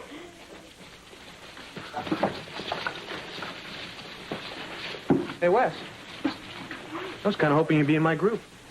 Yeah, well, I figured I'd go with Miss Pritchard today just for kicks. Sure. Well, maybe you'll be with me tomorrow. I think I'm going to be in Miss Pritchard's group from now on. I thought we were having a lot of fun together. Yeah. Wes? Something bothering you? I mean, are you upset about anything that happened yesterday? I just didn't like that stuff you were doing. Oh. Well, listen. I tell you what. Why don't we forget that yesterday ever happened? Fine.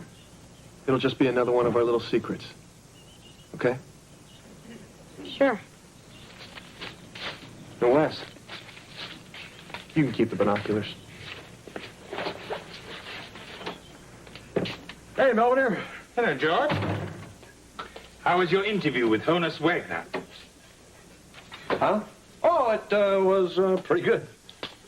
Did he happen to mention he died in 1955?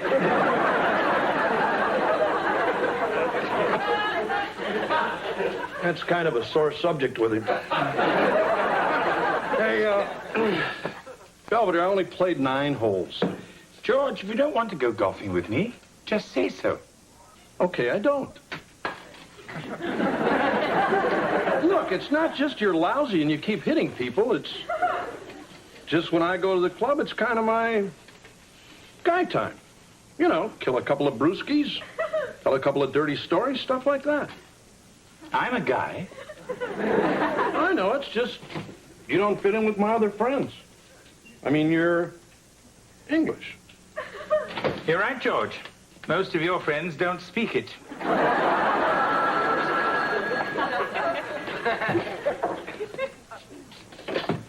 The Owens residence.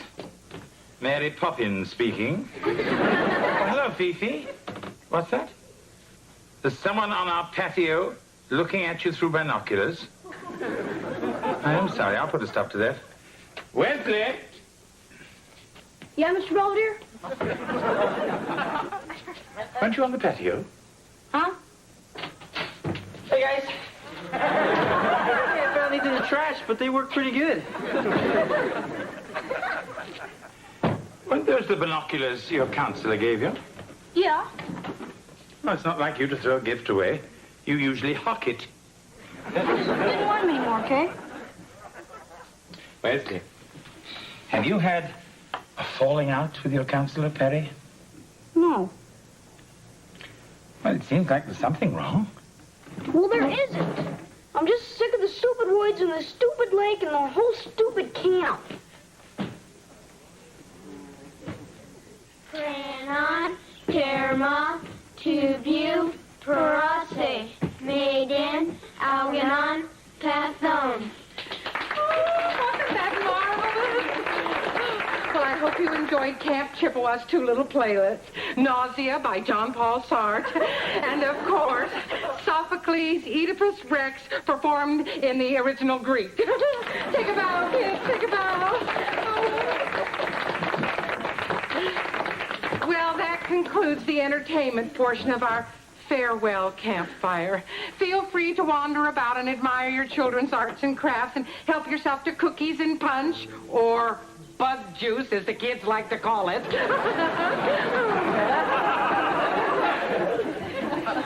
Hey, guys. Oh, honey, we really enjoyed you in your play. Yes, your acting in Nausea certainly turns my stomach. Hi, I'm Counselor Perry, and you must be Wes's parents. Hi, gee, we hope he wasn't too much trouble. No, we really enjoyed him. Hope he signs up for next year. Hey, how about that, champ? Somebody actually wants you back. Listen, I better say hello to the other parents. Very nice meeting you. See you, Wes. Yeah, bye. So, Wes, man, aren't you going to show us some of your crafts? Oh, right. They're on the table. I made the macrame handcuffs.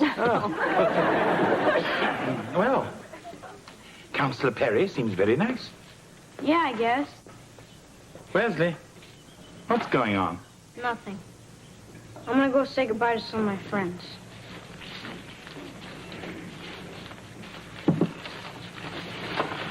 Pretty neat slingshot, huh? Yeah. I just gotta figure out the best way to sneak it into the house. So, where are your folks? They couldn't come. Oh. You can get a ride home with us if you want. Mr. Belvedere will probably make us stop for ice cream. Oh, that's okay. Mr. Perry's gonna give me a ride in his convertible. Huh? He said we might even stop for hamburgers. You ready yet, honey? Oh, yeah. Okay, let's go, Porcupine. I got the top down. See you, Wesley. Yeah, bye. Don't go with him. You shouldn't let him go with Mr. Perry. What do you mean, Wes? Yeah, Wes, what's the problem?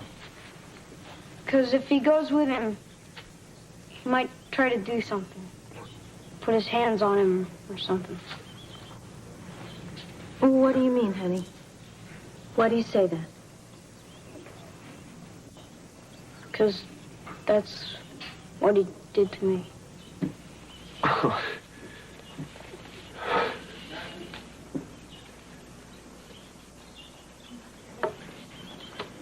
I see why they call this bug juice. Uh-huh. I spoke to the police. They said they'd like to talk to Wesley.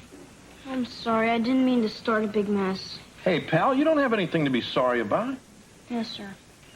We just wish you told us as soon as it happened. You know you can always talk to Dad and me. I guess I figured I could handle it without anybody knowing. Like the time I broke the Chinese vase in Mr. Belvedere's room and replaced it with the one from Kmart. The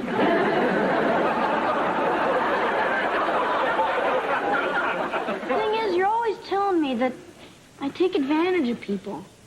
And it was sort of extra nice to him to get sodas and stuff, so maybe you should be mad at me. Look, you didn't do anything wrong. Do you understand that? You see, Wesley? It's not always your fault. Anyway, you said something when it counted. And you helped your friend Kyle. And that took a lot of guts. And I'm proud of you. So, listen, I guess we better get going, huh? Yes, we want to miss the rush hour with the bears. So, are you okay now? Yeah, I'm fine. It's okay to cry. I know. Mostly all I feel like doing right now is burping. Let's go home.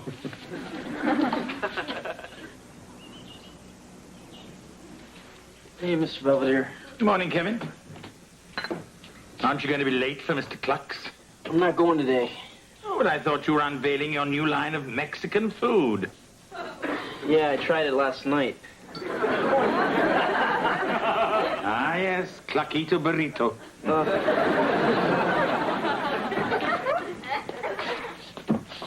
Hey, what's with Kev? He looks a little green. Speaking of which, your club called. You're tee off in about an hour. Oh, great. So, you want to come with me? That's all right, George. Come on, you can wear that dumb outfit and embarrass me all you want. I'd like that. Thing is, I was just so stupid. I mean, worrying about some golf game, and meanwhile, my kid's in trouble, and I didn't even know it. Well, that makes two of us. So he's going to be okay, right? Wesley, kill you, little monster! He's so crazy, Lou. My hot curlers. He'll be fine.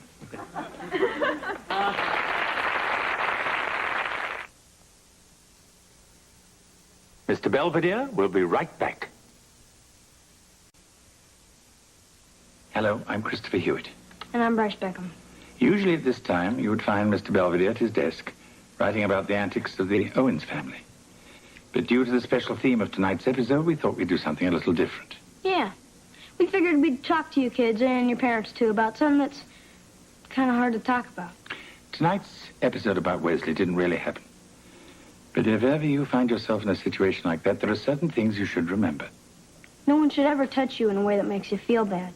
And if they do, tell someone you trust, like your mom or your dad.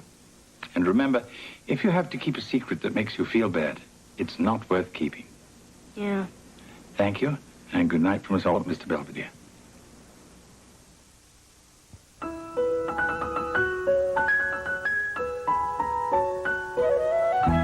This is Dabney Coleman, a straight-shooting sports writer slap Maxwell. I've discovered what real balance is. I break new ground, They break my head. Slap Maxwell story coming up next. Tomorrow, on a special edition of ABC's Wide World of Sports, the 114th Run for the Roses, the Kentucky Derby. Action begins at 1:30 Pacific tomorrow. Then on the Disney Sunday movie, Madison rescues a dolphin